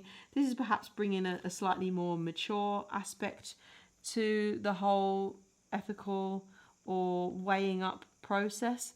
So it might be that when you start off on this learning journey, you are throwing out loads of ideas, seeing what sticks, you know. Doesn't have to be accurate, doesn't have to be right, nothing like that.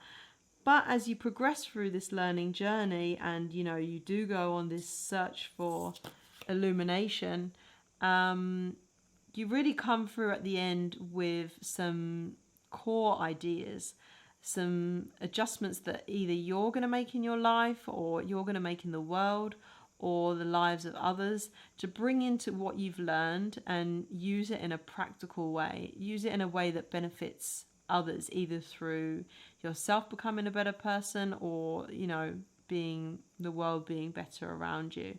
So I think, yeah, this kind of progression from lots of ideas to being a bit mysterious, but also really going on a learning journey, and then at the end of it bringing out what you've learned and seeing how can that be used to serve the greater good, or how can you make changes that are really important, some kind of transformational process. I think that this person is going to be really fascinated by it. Perhaps with the dice and the Eight of Wands, we can see that this is the kind of person that things tend to come easy to. They may not know what it's like to have struggled, or they may have seen it in others, but they may not have experienced it themselves. So I think that by you kind of going on this journey, it's really going to impress them. It's going to show them something which they perhaps don't have in their character, but they would really like to have. And you can perhaps be the one to guide them through that journey if that feels right to you. Or you can just sit in your red cloak of power, just like the Emperor. As I said to you, red is really a powerful card in the tarot, especially when it's worn by the figure. So yeah, I think through learning, through discovery, this is really going to be something. This is going to be the way that you're really going to get this person's attention. Okay, so I hope that's been helpful and you've enjoyed that. And I would really love it if you could comment on, well, first of all, if you like this reading, if you would give it a like, that will really help me to make more videos. And if you would subscribe to the channel, I'm going to be making a lot more of these kind of videos. You can also ask me in the comments, you can let me know what topics you're interested in, and I will respond to that. I will respond to all of your comments, at least for as long as it is possible for me to do so. And yeah, please feel free to comment with what pile you chose and if it resonates with you, and if you meet the person of your dreams and it happened like this, or if it didn't, please come back and comment. Let me know. I'm super curious to know how it works out for you, and I'm wishing you the best of luck. So firstly, what we see is the Bear card, and this card is from the Lenormand deck, which is actually not a tarot card, nor is it an oracle card. It's another system of divination which has been around for about 150 years. It did start out like a game, just like the tarot did. This is the Gilded Reverie set with that lovely gilded edge. And this deck has a few more cards added than the original system. This card here, Time, was not in the original system, but anyway, I'll explain more shortly. So, for the who of the person that you're going to meet next is going to be, here we see the bear, and the bear is somebody who is nurturing, caring, protective, can be a powerful person or somebody who's going to be in a powerful position in life. It can be a leader or a boss, or I should say he or she. Can be like a mother figure as well, or a father figure as well. Somebody who's very strong. Now, physically speaking, the person can be quite strong as well. I would say take this with a grain of salt, because I don't usually find that these descriptions necessarily match up to what the person looks like. But just out of interest, the typical description physically of someone would be someone who's either strong, wide shoulders, big, maybe hairy, facial hair, a bodybuilder, or perhaps somebody who's very voluptuous, curvy, that kind of thing. But as I said, take that with a grain of salt. And looking at the Temperance card, they're also somebody who's very kind. I mean, we've seen that already in the nurturing side. And a little bit magical, I would say. You know, we see some kind of a alchemy going on in this card. Like, you know, the water is actually flowing up from this cup to there. And when I look at this card today, I notice this circle which on the head, which I think is about representing the third eye. But to me, when I see it today in conjunction with the bear card, it's making me think that maybe this person is a doctor or a healer or some kind of person who takes care of the health of others. It's looking a little bit like a stethoscope to me. So that's where I'm getting the idea from. But even if that's not the case, this is somebody who likes to make things flow smoothly, who likes to bring things, ideas, people together and make them harmonious. So this is really someone who's going to look after you, who's going to take care, very loving, protective. This is a good person to have a family with. This is a really lovely person. And as for the wear, well, we have some interesting cards here. So I'll just see if I can show you, because there's so much detail, especially, let's just look at this card first. So, as I said, this card isn't in the traditional Lenormand deck. It's used to kind of give nuance to the cards, but I like to read with it anyway. And you can see all different kinds of clocks: cuckoo clock, egg timer, an owl. Why is there an owl there, I wonder? Something about the wisdom and the watching of time. And so to get a little bit more context as well, there's quite a few birds there, isn't there? The cockerel keeps... Oh, okay, because the owl is the nighttime and the cockerel is the morning, and I don't know what kind of bird that is, but it's probably a cuckoo because it's sitting next to the cuckoo clock, so I guess they're around in the middle of the day. Okay, interesting. And this is the book card. Here we have all the astrological symbols on a wheel. And this can be about secrets, or it can be in the more physical realm, as because we're asking here, where are you going to meet this person? It can be about library, academia, places where records are kept, archives, secrets, that kind of thing.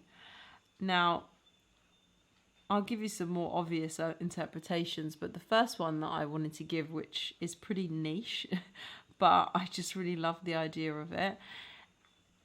Have you ever played those kind of locked room games where you have you can play them on the computer, but they also exist in real life. I've never actually gotten to play one myself, but where you have a series of clues and you have to figure out which way through, what's the answer to the clues, and if you can solve it in a time. You usually go with the group. I would love to play that. If you've played one of those games, please let me know in the comments what it was like, because it's my dream to play one, but we don't have any here on this small little island, so one day. And so when I see these two cards together, I couldn't help thinking of that. I guess that's pretty unlikely for most people, but if you are into that kind of thing, and when we see the clarificatory card here from the Rider-Waite deck, this makes me think that whatever place this is, it's your happy place.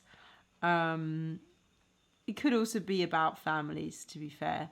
But yeah, if that kind of thing is your happy place, and it may not have to be a locked room game, it could be any kind of team game that's a kind of a puzzle and you have to work together. I think it's very possible that you could meet in that kind of thing. It could be interactive theatre, that kind of thing. That would be really cool, particularly if that's the kind of thing you enjoy. If it's not, then don't bother going there in the hope that you're going to meet the person of your love of your life, because it does have to be somewhere that means something to you.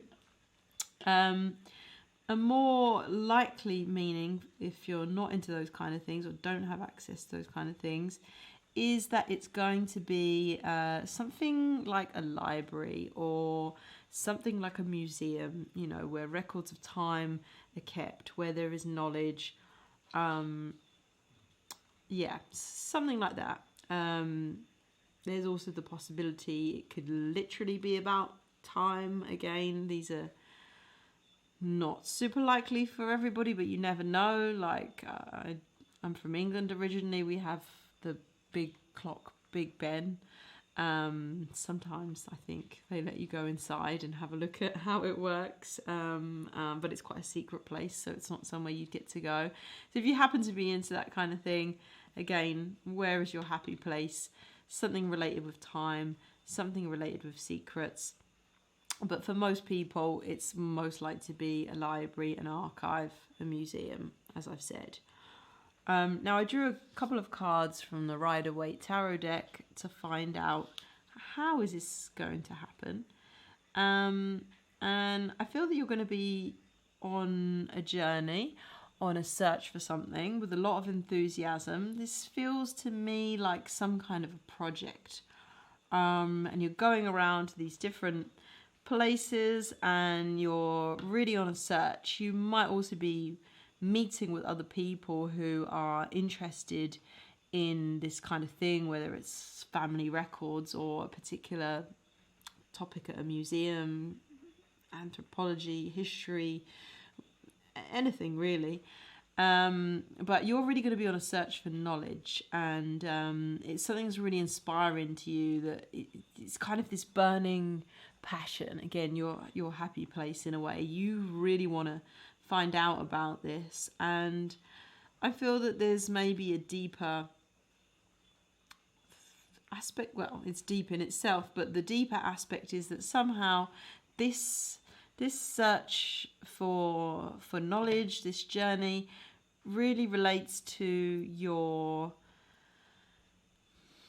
future in some way. Like perhaps there's some kind of exam that you're going through, wanting to do, or perhaps it's some kind of study is definitely implicated in here, the collecting of knowledge, or it could be the collecting of knowledge for the sake of the material realm. You want this really good job, so that you can have a really happy family and a good life and not have to worry.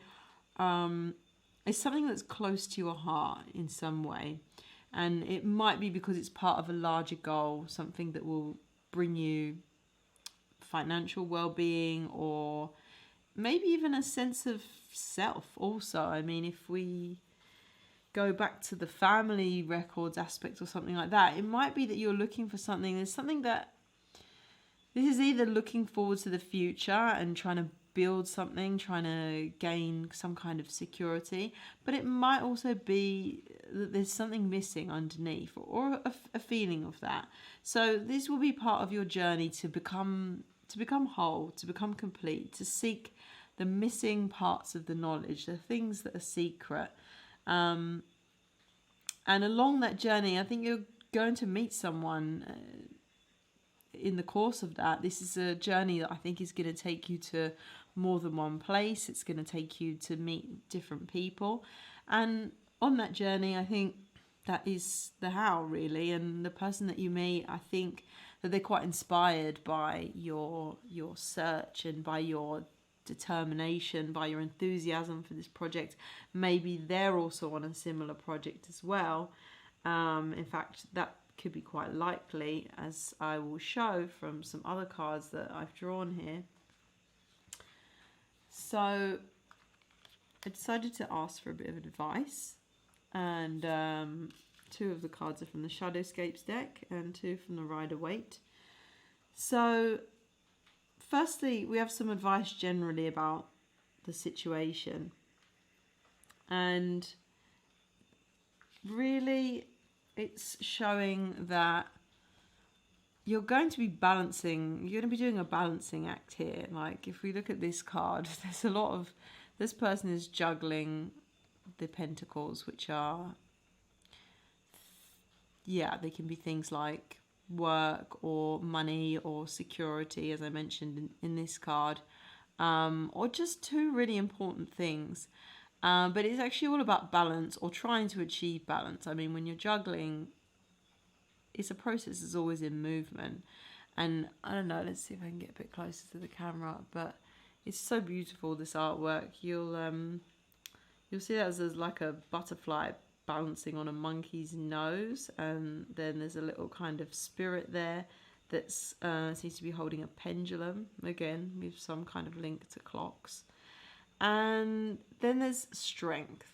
So I feel like you're going to have a lot going on when you're doing this. There's so much action going on here, even though maybe, yeah, and time is of the essence in some way.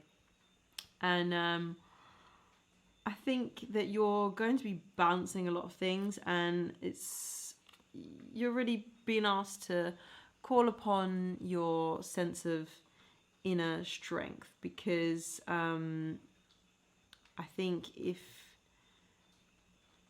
otherwise you might miss that person if you don't keep things in balance. You know, you're so fired up by this search, you're so focused on your goal, you've got a lot going on, and yeah, you're really just being asked to draw on this inner strength. And I like this card a lot. There's also a sense of vulnerability. So I think that maybe it could also be that this person ends up helping you. We've seen that they're a kind of a nurturing person, that they're very kind and caring, and that they're also kind of quite like almost a magical person, the kind of person you need when you're going through a lot of things. And so this person may show up in your life as someone who's there to offer you some strength. So as well as calling upon your own inner strength, don't be like a crazy lion. Be like this gentle lion who is strong, has physical strength, but is also vulnerable, is willing to let the maiden like look into his mouth. Perhaps he had a thorn in his paw, if you know about that fable of the lion with the thorn in the paw, and he's let her take it out. And she's also being vulnerable, brave and strong, but you know, she has a lion in her hands. That's not something that we do every day. So I feel like it's saying, know your strength. You do have the ability to juggle all these things going on, but be vulnerable. Make space for somebody to come in and help you with that. And I think if you do that, I think you'll really appreciate that, because this card can, in the Rider-Waite deck, is a bit more, it's a bit different to here. You know, you see a guy and he's like feeling a bit beaten up by life, and but he's still standing strong.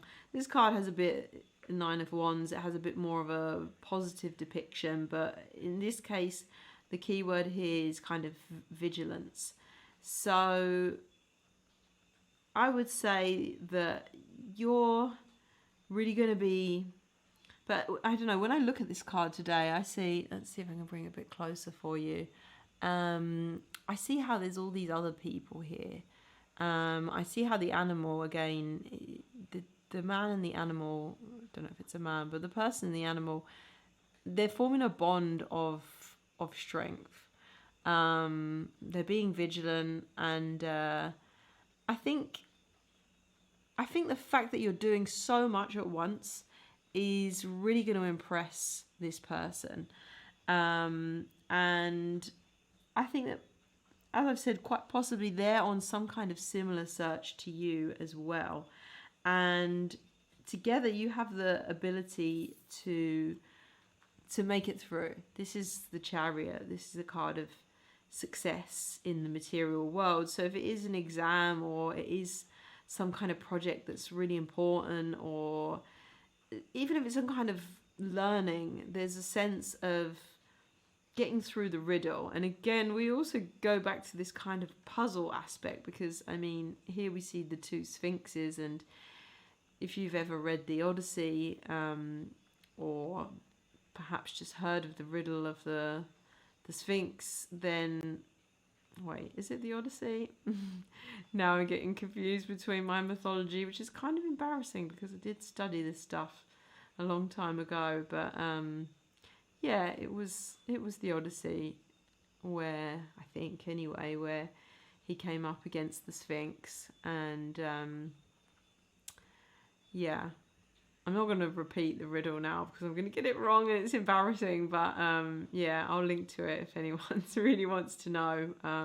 You probably have heard it before and know the answer. I can think of the answer, but yeah, anyway. Let's just say that it was a very important turning point, and to get past the Sphinxes, it's kind of like a rite of passage, a challenge that leads to new depths. So again, if locked room games or some kind of puzzle, whether that's relating to something deeper or it's for fun, if that's your cup of tea, then working together on that, and being, you know, showing your vigilance, showing your strength, showing your inspiration to solve the puzzle, or to get through the exam, or to find out the information that you need to do, that's really going to be inspiring for that person. And I think that by showing how powerful you are, whilst at the same time letting them help you, Temperance is also a card really of two people or more coming together to make something happen. So by letting this person in at a time where you're quite vulnerable or you need help in some way, and then by working together to find success, whether it's both of you on your own journeys or that person helping you, this process is really gonna be the thing that bonds you. Because in this position, what I've been asking is you know, how to play it with this person, but I feel like this is about working together. And it's like, you know, if you're trying to make friends with somebody and you just meet them out at a bar or socially or whatever, it's going to take longer to get this like firm friendship or something deeper. But when you work on something with someone, whether it's a project, volunteering, in a job, on a school project, whatever it is. Having the teamwork is really something that brings people closer, and this kind of shared sense of success, this shared sense of really being through something and getting to the end, coming out stronger, coming out a new version of yourself, finding the questions to this kind of very important mission that you are on. That's going to be what really brings you two close together. So yeah, hopefully that makes sense. I've been drawing an extra card for the other readings because I felt that there was something else to ask. I'm not sure if there is now, so we'll just run back over everything, and if something comes to mind, I'll draw the cards. If not, maybe the reading is complete as it is. So yeah, just to recap, this is someone caring. This is someone strong, nurturing, mama or papa bear. This is someone who's protective, confident. This is a good person to have a family with. This is a good person to protect you. And this is also someone who's a little bit magic. You know, maybe, you know, there's this strength of the bear, but there's also this kind of softness, you know, powerful softness. And again, we see that reflected, even though this is in the advice position. I feel there's a lot of parallels here, you know, between strength and softness all in one. So that's the who. That's who you're going to meet. And as for the where, it's either my slightly fanciful but I think quite cool theory of some kind of a game, some kind of a puzzle. Also, another thing that comes to mind, I've recently got into Dungeons and Dragons, yeah, that's another game that a lot of people are playing, and you can now play online if you can't find a group nearby you. It's really fun if you haven't played it. It really unlocks your sense of your inner child, your creativity. So that's another aspect of what these cards could represent, especially if you don't have some pressing project that you really need to undertake. Then maybe this is actually an invitation to look for something like this, or any other form of like playfulness. But certainly if there's some kind of relation with time and mysteries or secrets, then that will help you to know that that's the right way forward. So I would say, yeah, if this doesn't resonate with you, that you have some project or with some deep knowledge or security that you want to get, then consider Dungeons and Dragons, or consider opening up this playful side of you, something that does seem fun to you. Give it a try. Maybe someone will give you an invitation to do something like that. Who can say? But yeah, check out your options. Worst to worst, you'll probably have a lot of fun doing it.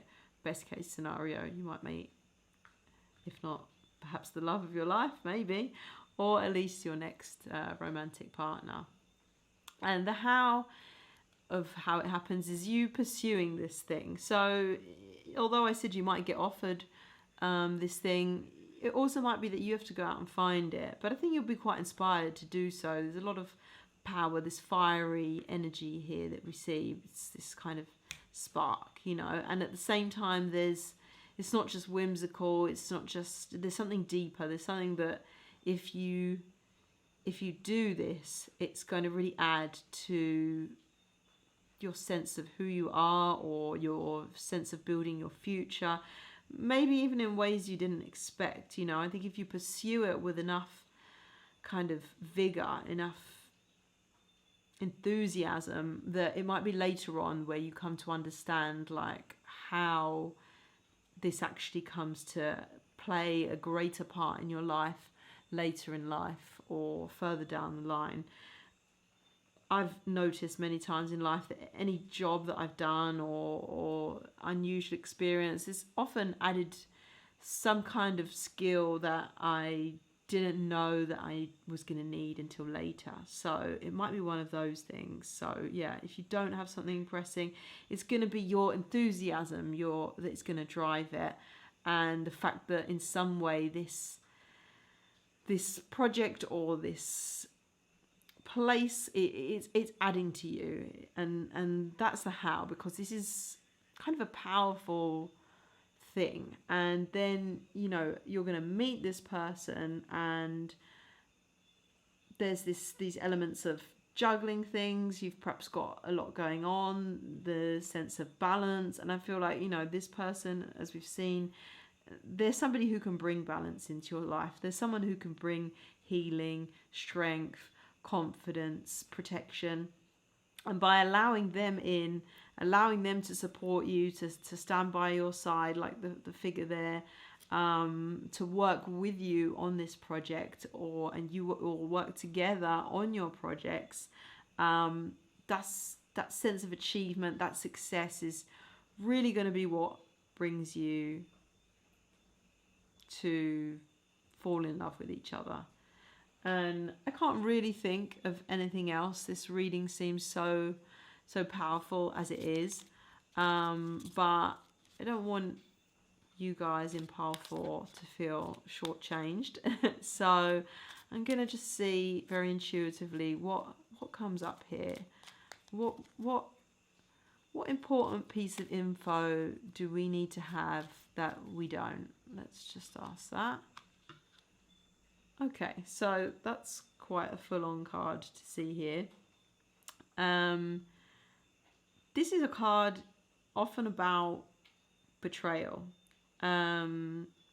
So I can see 2 ways of reading this here, or more really, but on a more serious note, I would say that we can see that if we were wondering like what could it be, this inner sense of security that is kind of maybe lacking here, that you're on a search for, it could be that something has left you feeling betrayed. Perhaps there's something you've learned, perhaps it's something that happened to you, and it's left you thinking, why are things like this, or why did that happen to me? And in order to get yourself back on track, this is what's driving this mission. There's a real sense of intensity about these cards that I didn't see for the other piles, and so this could be driving it, that something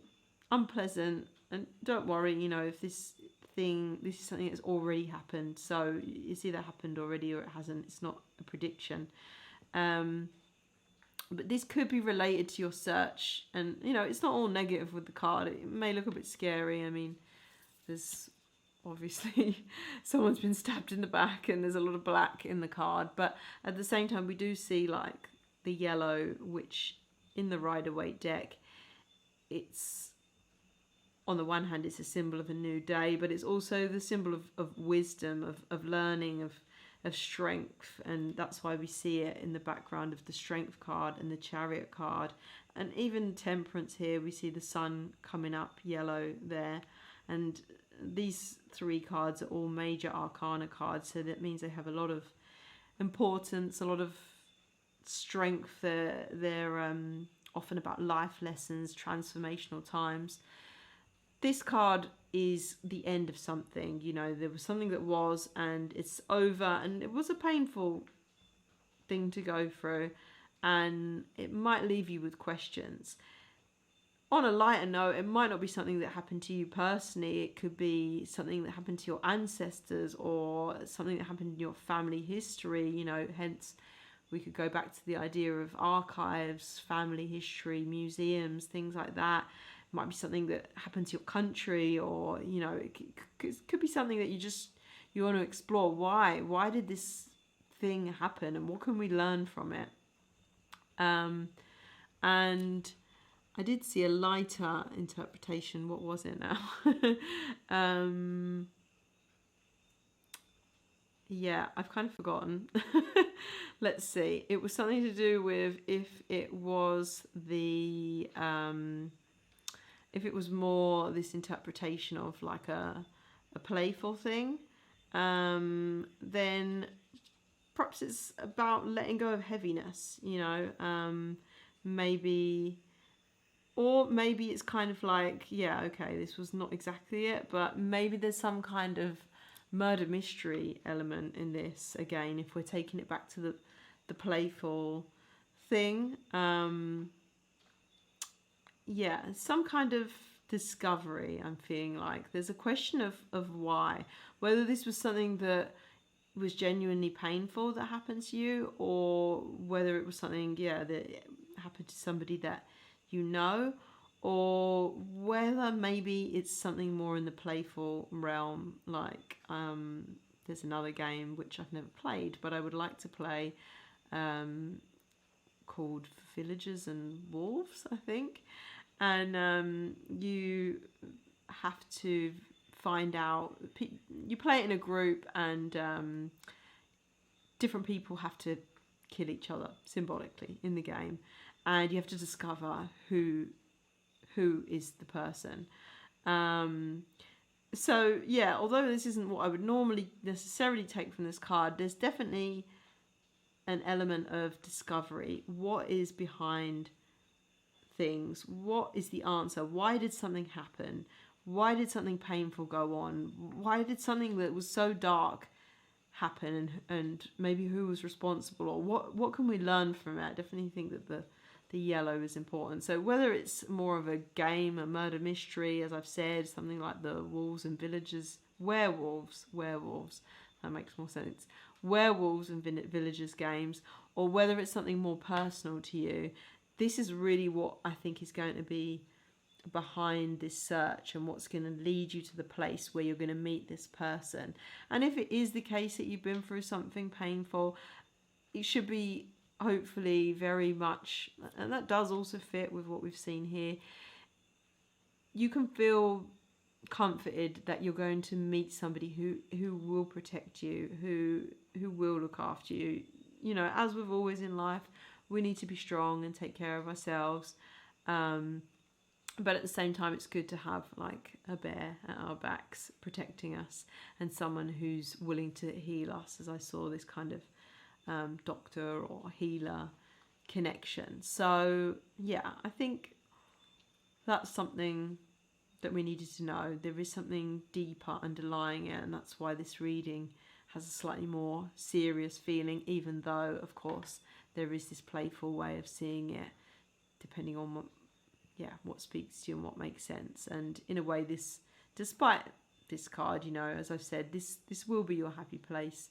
You will really enjoy this discovery, whether it is a game or whether it's something more serious, whether it's an exam for your future or whatever the nature of it is. It's going to be, despite the fact that it's a serious kind of a reading, and even the bear can be someone who's quite serious, there's going to be joy involved in this process and a lot of determination. So hopefully this makes sense to you. If you enjoyed it, please give me a like, please subscribe to my channel, and feel free to post your thoughts. You can let me know what pile that you picked, and if and when, I should say, really, that you meet your next love or the love of your life and it all turned out just like I said, please come and tell me. Let me know what happened. I'd love to know. And also feel free to comment and tell me what kinds of questions would you like me to ask. I intend to make a lot more videos like this, so on many different topics, not necessarily love, but feel free to write anything you want to know. And if I like the look of it, if it's something I can help with, then there's a good chance that I'll make a video about it. So thanks so much for watching. Hope this reading's been helpful for you, and wishing you all the best on this exciting journey that you have before you. Okay, thanks for watching.